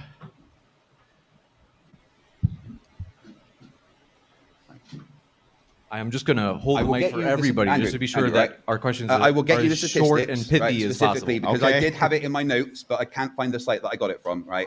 But that's where my notes are from. We're Right. going to So go. source, I made it up. No. We're going to Let me go- be clear, Andrew. I am saying to you right now that I will get you my source because the notes are actually on my computer at home, which I couldn't bring with me to America. Right, and I didn't. Then what did you just read? My summary, but the summary didn't have the link to the site that I got it from. Oh, okay. Going to go Right? in- So I'm saying to you right now that I will get you those details to show that I'm not making it up. I will personally give those to you, right, when I get home and find the link Okay. on my computer at home. Okay, great. Now, Great, okay? Craig. Yeah. So just to be clear, We're By the going way, to it's go. 9%. 9%. Just Nine pointed out 9% in Anyway. 2015. 9% Going to go. in Waiting for your 2015. counter, Craig. We have to go Again, into Q&A. 9% in 2015. In 2021, All it right. was We're 58%. moving into the Q&A. Remember, we want these to be as short and pithy as possible. Hi, my question is to Craig. That's not very pithy. So, Quicker, come on. yeah. So, how would a secular humanist respond to the topic of abortion? It's whatever is less harmful. There's no secular humanism doesn't give I a hate to do it, decision because on we whether have it's a huge legal line or we not. gotta get So what Craig is doing, which is frustrating to me, is he also cherry picks. And so if you actually look at the data for like the top countries in the world for quality of life, for happiness, etc., it's largely like in like the Nordic countries, which still identify majority Christian, despite the fact he's trying to talk about the fact that for what he's considering to be practicing Christians, as in people attending church memberships, that's low, and it's been low for several years. And the argument to that is when the higher percentage of the population was practicing Christians and there were more people attending churches, there was a better quality of life even within Canada and the US. And that's dwindling, and it is in Europe and other countries as well. And it does, correlation equal causation? I don't know, but it's something to consider. And so he's lying because, again, he's saying that people identify more as secular across the board, which is the problem. It's perverting societies, respectfully speaking. It's collapsing societies, Universe 25, not helping. So look at the actual stats. The estimated percentage of Christians, estimated even 2025, even within Finland, 64% evangelical Lutheran majority. Denmark, 72% evangelical Lutheran. Iceland, 62% Lutheran. Sweden, 60% Lutheran Catholic. Norway, Lutheran.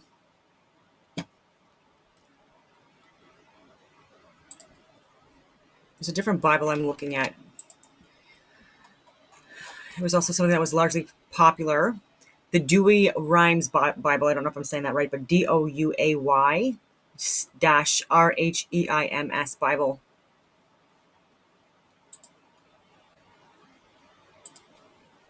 It's just interesting. So yeah, Craig, once again, is incorrect. Just like our debate, doesn't surprise me. And also about COVID. He was wrong about that as well. There were so many things that Craig has debated where he has been wrong, where people are providing proof. He's not providing proof. And so I hope that people can see that even regarding the shape of the earth, maybe, just maybe, he's wrong in that as well. And again, I am someone that has debated him and I showed proof. He doesn't show proof. He doesn't back up his claims. Andrew Wilson's calling him out on this right now. It's how much harm it does to people. So, yeah. This question is for Craig, and then I'd like Andrew to make fun of him for it. Yes, Are sir. you ready?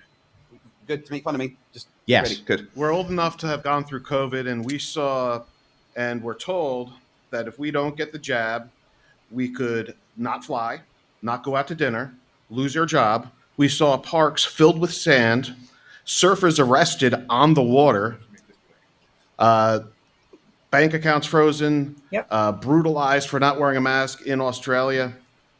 Question is, who will be invited to the group of secular humanists who will interpret the manifesto? Do you understand why anyone listening to you is skeptical that a group of people deciding on behalf of the world would not get things correct? Wow.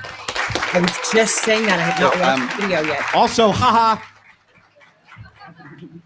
Yeah, I don't think secular humanists were the one that decided you had to have the vaccines. Yeah. Let's give him a chance to respond. Go ahead, Craig. I don't personally agree with all the things they said that they had to do for COVID. Right? Yeah. What happened at the time was put in place to potentially reduce the harm. We didn't know exactly how harmful it was going to be. Yeah, So we did. have to move to the next one. But I don't really see how it relates to secular humanism being better for society. I would just, at the time, I would have gone with what the science said, but so did a lot of the Christians that I knew. Let's be clear. Going with what science says is not just automatically secular humanism. But my harm, Craig. All right, guys, if you want to have harm. Gentlemen, anybody who wants to have a... Anybody who wants it, Craig, give me one moment. Yeah, sorry. Anybody who's talking, I need you to take the hallway. It's distracting. Yeah, so just to be clear, just because it goes with the science doesn't mean that that's automatically secular humanism. Secular humanism looks at the science for guidance. Just because science was used, that doesn't mean that therefore it's secular humanism. And science doesn't always get things 100% right. Science is an ongoing process. So, I mean, I agree with a lot of the criticisms of what people did for COVID, 100%. But for me, I did the things they said because I didn't want to cause other people harm. Yeah, but do you see what happens if you say a group of bureaucrats or just secular humanists are all going to get together and make the moral prescriptions based on a manifesto that makes no moral prescriptions? You can interpret it however you want, including with COVID restrictions, just based on arbitrary bullshit nonsense. That's his entire point, and that's exactly what happened when you fuckers were in charge. I want to give the last word to Craig because hold on 1 second. Hold on, gentlemen. We're going to give the last question or the last word to Craig because the question was directed at him. I want him to have the last word to defend himself, and then we're going to go to the next question. Go ahead, Craig. Yeah, secular humanists weren't the one that decided that's what should happen. It was like the WHO and stuff. So we're going to the next question. Isa. Hey, I have to push a little bit from what Andrew said. My question is for you, Craig. How would we define what makes one a secular humanist versus what is not a secular humanist? Like, he brought up the Soviet Union. Okay, and so Bill Gates is a rational... What is it here? Bill Gates identifies as agnostic, meaning he does not believe in a personal interventionist deity who rewards or punishes based on human morality, but he remains open to the possibility of a higher power. He describes himself as a rational humanist. A rational humanist. Not a Christian. Johns Hopkins University, Event 201. Bill Gates funded. Bill Gates, one of the major funders for the World Health Organization. A lot of these people do not believe in God and are not Christians that were responsible for pushing the pseudoscience. And I pulled up the receipts from day one, destroyed my career, my reputation, all that stuff. And then since then, especially talking about Israel and Palestine, it's hard to get sponsorships or get put on podcasts with the opinions. And especially in Canada, we're so censored. Yeah, Craig was wrong about that. And you said that they're secularists. So what is the standard for what is a secular humanist versus what is not a secular humanist? Secular humanism is just based on valuing individual autonomy, emphasizing critical thinking and prioritizing human welfare, upholding reasoned ethics and justice, advocates for human rights and social equality, emphasizes the search for truth, promotes common sense and fairness based on solid evidence. That's like a political platform. That's being like more like libertarian, like politically speaking, not liberal or conservative or Republican or Democratic, but like more like libertarian or independent. And he says it's not like a system of rules. And ensures equal opportunities. Let's look at Russia, and even though they were secularists, they were run by an authoritarian that decided what they had to do. There was no looking at what is less harm. They classed themselves as secularists, but they were definitely not secular humanists because whoever was running that country wanted to cause people harm if they didn't do what they were told. So there's, just because you're a secularist doesn't mean you're a secular humanist. You seem to get, a lot of people have the impression that if you're not Christian, or you're not religious, you're automatically secular humanist, but that's not the case. Thank you for the question. Move to the next Just question. such a terrible response. My question is for Craig. No one wants to talk to you, Andrew. My question is, how do you resolve the contradiction in your worldview, which says the definition of suffering won't change, and yet the framework of the secular humanism is ever evolving and can adapt as we go on? And what is stopping a secular humanist nation for adopting the same policies that Nazi Germany adopted, using their same principles of science, and the Jews are actually impacting us in a negative way that is harming us more than it's benefiting us? Well, one of the main things secular humanism is freedom of religion. So we wouldn't, if you're Jewish, we're not going to start attacking you just because you're Jewish. But there's no contradiction. Sorry, could you just, the first bit of your question again? Freedom of religion? How do you resolve the contradiction? What about incompatible religions? And then the cycle continues. View that says Craig. the definition of Right, suffering would not change, but well, I didn't say suffering. We were talking about harm, but yeah, suffering harm. is the. You know, I understand the point. Again, we would look at what actually, how we define, how we feel about suffering and happiness. What causes suffering? What makes a person feel like they're suffering?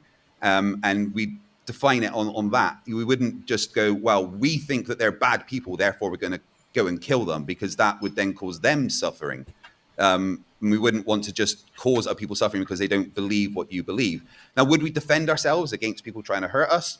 Yes, but that's very different to just going and mobilizing, causing people actual pain. We wouldn't change the definition of suffering to mean, oh, you don't have pain, because that's part of it, right? That's how you, I mean, I am in agony 24 hours a day. I've got injuries in my shoulder. I've got pins in my knee. I suffer all of the time. And that definition of suffering, I know what suffering is because I'm in pain and I feel bad.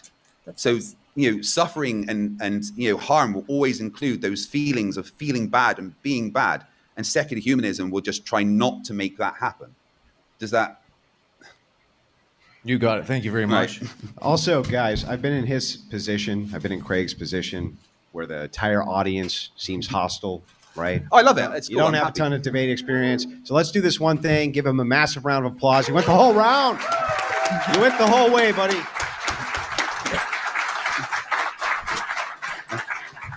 Yeah, I do appreciate it, guys. That I'm new at debating this particular side of things. I don't know all of the vernacular, So just and all relax, of the man. arguments We'll and get stuff. right But I'm through having fun, and I hope I've done well. And I hope you're all having a good time. Let's hear it for James, everyone, for organising this. Come on. Andrew's a dick. Who said that?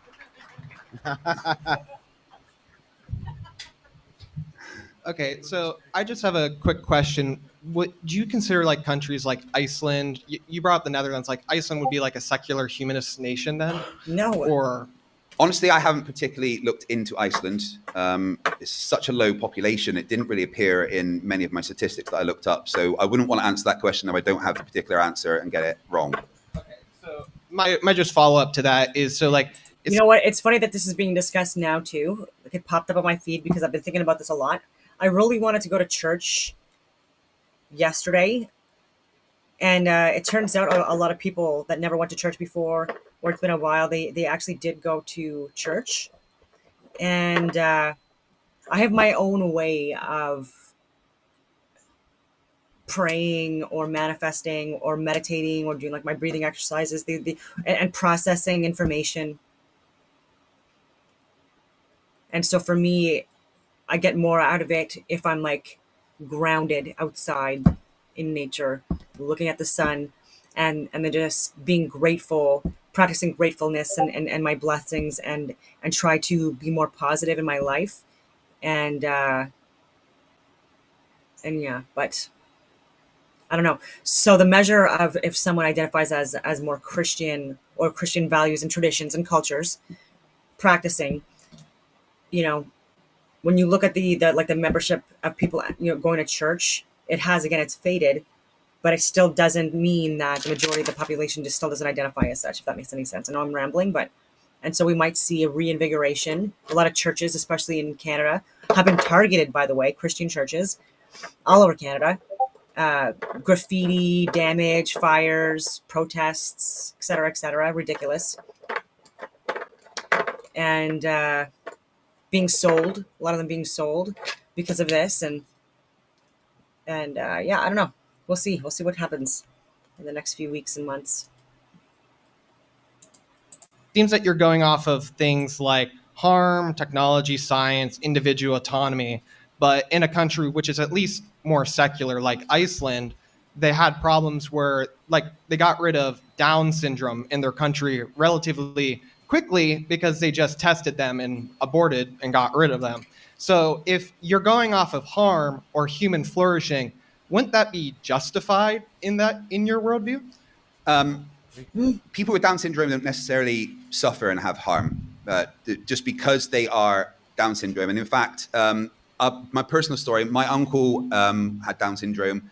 And when my nan was pregnant with him, the nurses told her, just abort. It's going to be, he's going to have an awful life and everything. But because my nan was a good person and didn't want to cause harm to her fetus and thought that she could still give that human a good life, she carried on with the birth. And my uncle lived for nearly 70 years with Down syndrome. And he had a happy, healthful, productive life, even as someone with Down syndrome.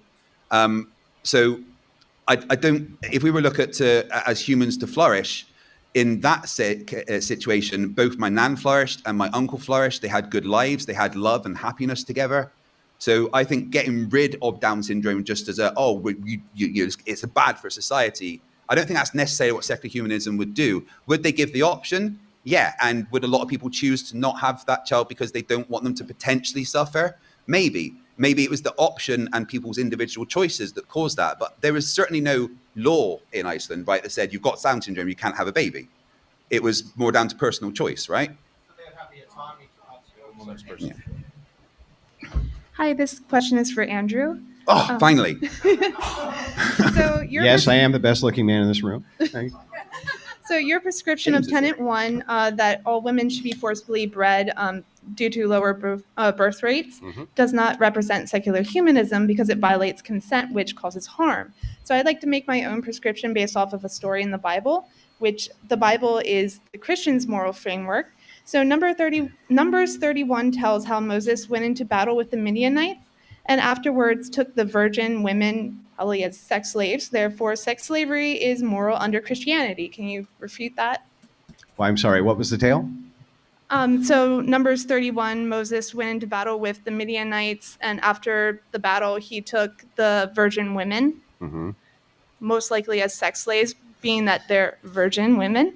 And wait, what does most likely mean? You made it up? No. Does most likely mean you made it up? That's my interpretation. Oh, okay. Well, it's my interpretation. Your interpretation's wrong. But that was my answer to you.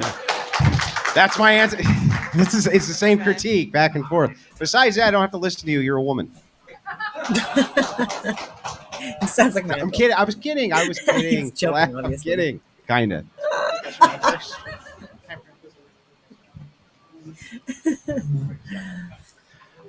For Craig, is it wrong to put an 8-week-old corgi puppy into a blender and turn it to a smoothie for lunch? Would it be harmful? To the corgi, most definitely. Okay, so if yes, then harm applies to animals. A secular humanist who doesn't cause harm would then be a vegan, which you are not. You were talking to MXXD about getting steaks on your prep stream while you were here. Special pleading is a fallacy, as I hope you know. And since secular humanism entails being rational, I would like to know what the trait is that makes it wrong to put the puppy into a blender, but not to... Go ahead. Secular humanism isn't secular dogism, but putting a dog into a blender, I mean, it would taste really bad for a start. Kick it first, and maybe, I don't know. But anyway, I don't think anything about secular humanism says putting a dog into a blender is something that could happen. I mean, I really don't know where to go with that question because it's about a dog and not humanism. And, I don't think a Christian or a secular humanism would do that. No, I have 2 dogs. Really I love them. Oh my God, that sounds crazy. Hi, question for Craig. Talking about? It seems that your ground of your worldview is built on the core values I see upholds reason, ethics, and justice. I just would like some elaboration on that. These are super philosophically vague terms that philosophers have not come to one agreement on. For example, the philosopher Immanuel Kant would argue that reason commands us to follow ethics that follow principles, whereas someone like John Stuart Mill, utilitarian, which you seem to more abide by, would argue that we need to base it on outcomes. So how would secular humanism solve these debates in philosophy and give us just one singular reason, ethics, and justice to follow? We would set our ethics and moral standards based on what secular humanism says. So we would want an ethical world based on people flourishing and justice based on that. You mentioned the utilitarian. That's different. Kant was a Lutheran Christian. Different to secular humanism. They would do things differently. Correct me if I'm wrong. I didn't get into the ethics and morals as much because this was particularly about society. I know, but it's one of the core values. But I didn't go into defining how secular humanism gets ethics. I have to refer to my notes because I did say slide 2.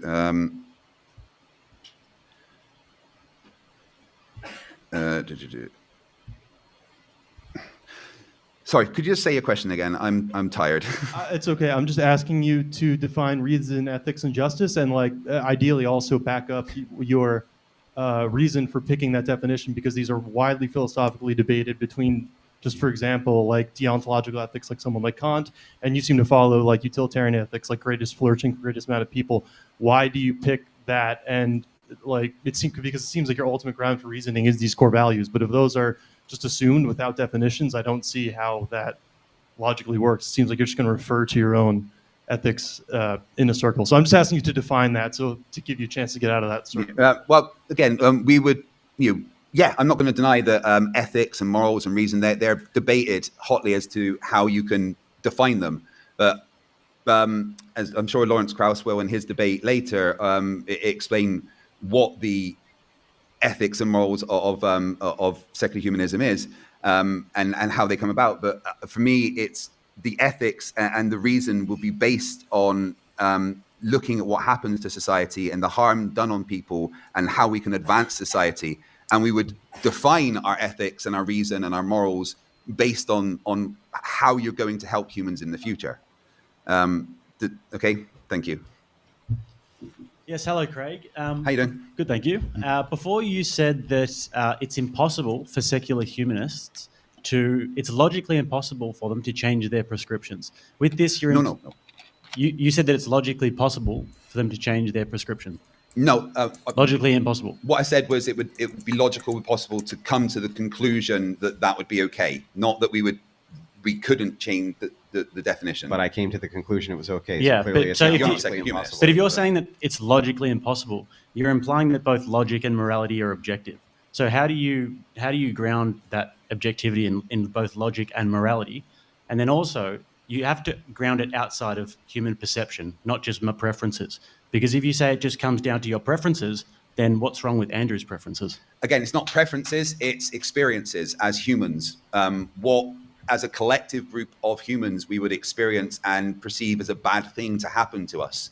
And we would base it on that rather than anything specific. We would say, okay, so humans as a whole, we experience this as bad. We get hurt, that's bad. We feel unhappy, that's bad. We get depressed, that's bad. And then we would use that as our basis. No, it doesn't have to be. Hello, my question is for Andrew. During the open discussion, you mentioned that the harm principle kind of relies on public opinion, and so secular humanists might change their views as time goes on, and perhaps allow for experimenting on women to produce fertility. Yeah, sure. You mentioned also that the Ten Commandments somehow, on the Christian worldview, somehow stops that from happening, but I don't really see, because No, that's not. So I'll give you the point again. So Craig said that it's logically impossible for secularists to change the harm principle, right? No. They're never going to be able to come to the same conclusion that I came to. That's logically impossible based on how they perceive harm, right? My dispute is how? How does that work? They already dispute between each other what harm is, right? So clearly it's not logically impossible. If Wolverine's logically possible, but it's not logically possible to come to my conclusions, that sounds absurd to me, right? That sounds absurd. So that's what that argument was about. Now, would Christianity also disagree with those prescriptions for society? Absolutely. Absolutely. Those who endorse the Nicene Creed, believe in the Nicene Creed, would say it's absolutely immoral and unconscionable to lock women in cages and breed them. Go ahead. But that could also change because, again, the interpretation could change. There's nothing in the Nicene Creed or any other doctrine that explicitly states. Yes, explicitly there is. Well, so explicitly the Nicene Creed is walking through the belief in Christ, the Holy Trinity, the affirmation of the teachings of Jesus Christ. Those affirmations of the teachings of Jesus Christ, I don't see how could you ever get to lock women in cages and breed them from the teachings of Jesus Christ. I don't see how that's even possible. That I don't see how. You would have to really be stretching it. Go to the next question. Thank you, Andrew, for clearing up the Old Testament covenant and the New Testament covenant. Thank you for that. Also, I have a gift for you and one for James. And also, I have a question for Greg. Please, thank you so much for being here. No worries. Thank you for the question. You were saying that the secular humanism worries about the happiness and the autonomous of the people. Mm-hmm. What if there was a society that was all pedophiles and they were worried about reproduction and they became a big society and they became autonomous? How would you contend with that? Well, pedophile community. Like that. Pedophilia causes harm to children. So, it would fall outside of the purviews of secular humanism. We wouldn't have a society of pedophiles because that would inherently cause people harm. Can I tell you about a little island? Are these people secular humanists, though? I brought that up in my intro and about that little island. And did you know that a study on the tribe in that island showed that it had one of the highest percentages of depression out of any people that had ever been studied? Yeah, how come it wasn't humanist missionaries who got them to stop that, but Christian missionaries? We'll go to the next question. There's no such thing as a humanist missionary. That's right. Because what are you going to spread? Right. My preferences? Right. But there would be no secular humanist. Excuse me, gentlemen. It's my preferences. You stop that behavior immediately. Yeah. I prefer not to. How you doing, Craig? Thank That's you for why being you here. absolutely always need to have a system of government or rules in place with people enforcing the rules and the laws. I've talked about the political spectrum so many times, but you've got the x-axis and the y-axis. The x-axis being the left and right end of the political spectrum, libertarian being more in the middle. And then you have the y-axis where at the top it's authoritarian, which means the government controls 100% of the population, whether it be from the left or the right. And then at the very bottom of the y-axis, you have anarchy, which is zero government systems in place or rules or regulations or anything like that that are being enforced. And so things like there will always be, unfortunately, deviance within societies that need to be corrected so that we don't get Universe 25 when you introduce trauma into societies, civilization, etc., then this causes a lot of harm when it's not, again, corrected. I'm going on all these freaking tangents here now. I forget what I was talking about. I lost my train of thought. Universe 25. Oh, back it up. Where's the Annie? Where am I going with this? No, I lost it. I'll be right back. I gotta think about it. Got to be a lot of pressure. I'm really impressed with your performance, so thank you very much. I mean, I don't agree with much of what you say, but this I is really my appreciate first ever live debate, so I'm extremely nervous. And Andrew, That's not true. He's had like over 500 debates, especially if this was 7 months ago, because I debated him in January of 2024. Fuck, I really want to talk about my point, but now I forget it. He's the best debater I've ever faced because I normally talk to flat earthers who, let's face it, can't tie their shoelaces. Yeah. So I've got a quick question. How ridiculous. I don't really know about... confirm Andrew tied his shoelaces. Just checking. So I don't really understand the secular humanist, this document that you guys are talking about. my God. Okay, so bottom. So anarchy, and so you also have a behavioral spectrum, and you have it where there are people that are that are sociopathic, people that are psychopathic. You have it where it's preponderance of the stats. It's where men are the ones that are the more aggressive of the behavioral spectrum. Like with the rapes and murders, it's been like largely men, historically speaking, as well. And now men that identify as women are being removed from the stats. So it's looking like women are, that they're more doing these crimes, despite the fact that they're getting lied about, misrepresented in social media and stuff like that. So so there will be people that are predatories, or predators, not predatories, that are predators within societies, especially like the larger a society, the more densely populated, there is more crime and clashes because there's more people. And so this is why it's also good to have systems in place and rules that are accepted by all, or the collective. And so no age limits, that's a huge problem, right? And so like you wouldn't get arrested if you were a pedophile. Like where's the accountability within these societies? There's just so many things that go wrong. And they keep on saying, oh no, we have a better interpretation, we have a better model in place. It's never worked. When you take God out of it, when you remove God or this creator or this great architect, this higher level being or deity, whatever you want to call him, that created us and this earth. But you mentioned something about consent and ongoing consent. Yeah. Is that a fundamental of this principle that says ethical values are derived from human need and interests as tested by experience? Is that where that comes from? And I have a question to follow on if that's correct. So consent, at least as far as I understand consent is two parts, okay? Yes, and then the continued of yes. Okay. Right? So that's how I feel about that. So my question is, could you defend that incest is good because the brother and the sister, they both consent, they continually consent. There's a potential that they could have a malformed baby, but it's not necessarily given. Is that something that you could defend with secular humanism? No, you answered it in your own question. There's a potential for harm there. There's a Yeah, what if they're sterile? Okay, right. So even if they're sterile, studies show that incestuous relationships often end in depression and suicide. So studies show that about all relationships. I don't know what kind of relationships you've been in, Andrew, but I'm sorry, but when it comes to marriage, relationships between men and women, all sorts of relationships. Let me finish my point. In particular, studies show that incestuous relationships have a higher percentage of depression, suicide, and other issues. So incestuous relationships. So do marriages. So incestuous relationships, but a higher percentage, Andrew. Then what? A higher percentage than what? A higher percentage than non-incestuous relationships. Yeah. So if you have a higher percentage of people who get married and they have all of those I don't know where he's getting his stats. Right? When it's same types. Because there are a lot of incestuous relationships, and again, I'll look into this, but in India and Pakistan and in places in the Middle East, first cousins, I'm talking about, where there's no laws against marrying your first cousin or people within the family, or at least it's not being practiced, like enforcing these laws if they are in place. And there's not big talks about suicide rates in these countries.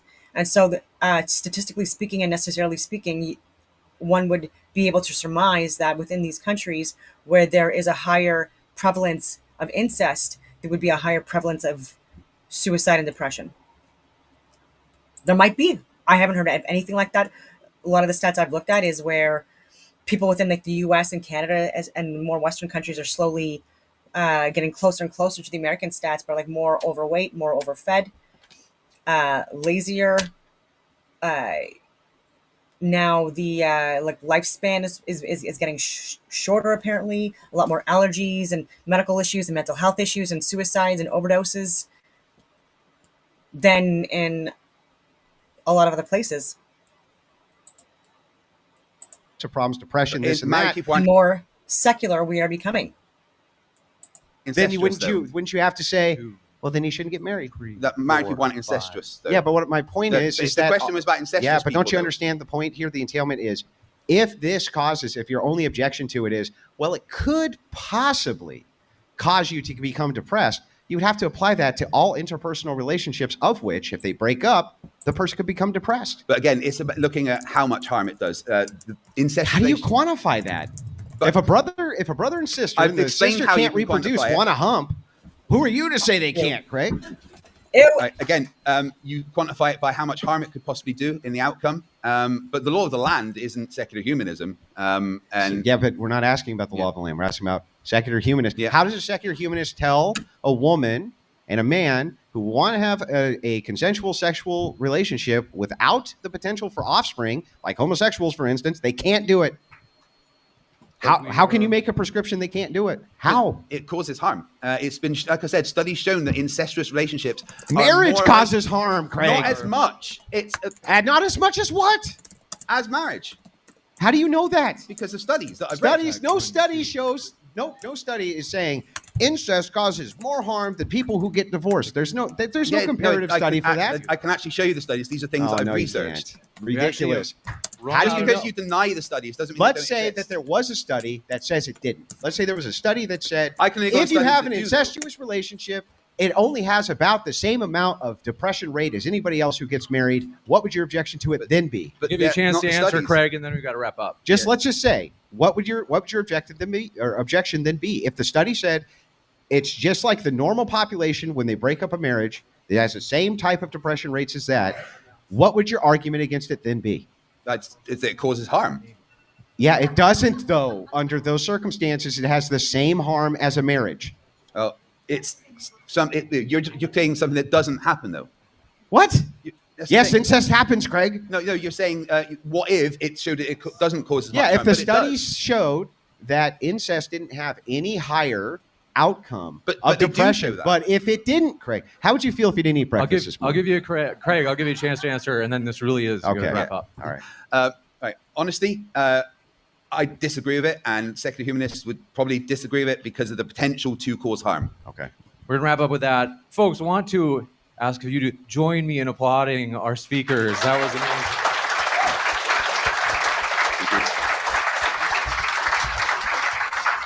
Yeah, so the highest, anyways, just share it. That was a fairly respectful debate.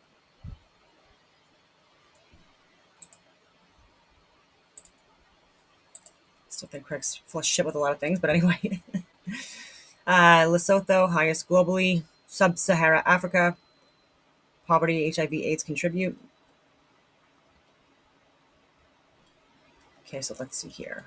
Okay, so Pakistan, high incest, 8.9 suicide rates per 100,000, lower than the international average. Conflict and poverty factors in Sudan. So USA is higher, almost double, but higher, not almost double, but close to it. But anyways, 14.2 to 14.5 per 100,000, higher than Pakistan. Opioid crisis and firearms contribute. Doesn't say anything here about suicide. Sorry, or incest for the USA. Low rates of incest, though.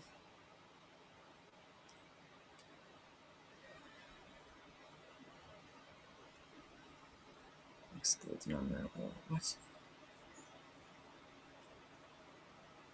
Yeah, exactly. Craig's so full of shit with things.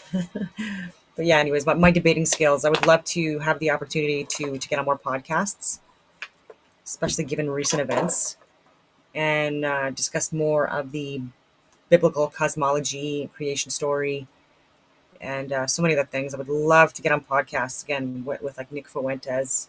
But I know that's a reach. Alex Jones, Eddie Bravo. Yeah. On that note, I will leave it at that, and I hope that everyone has a wonderful rest of your day.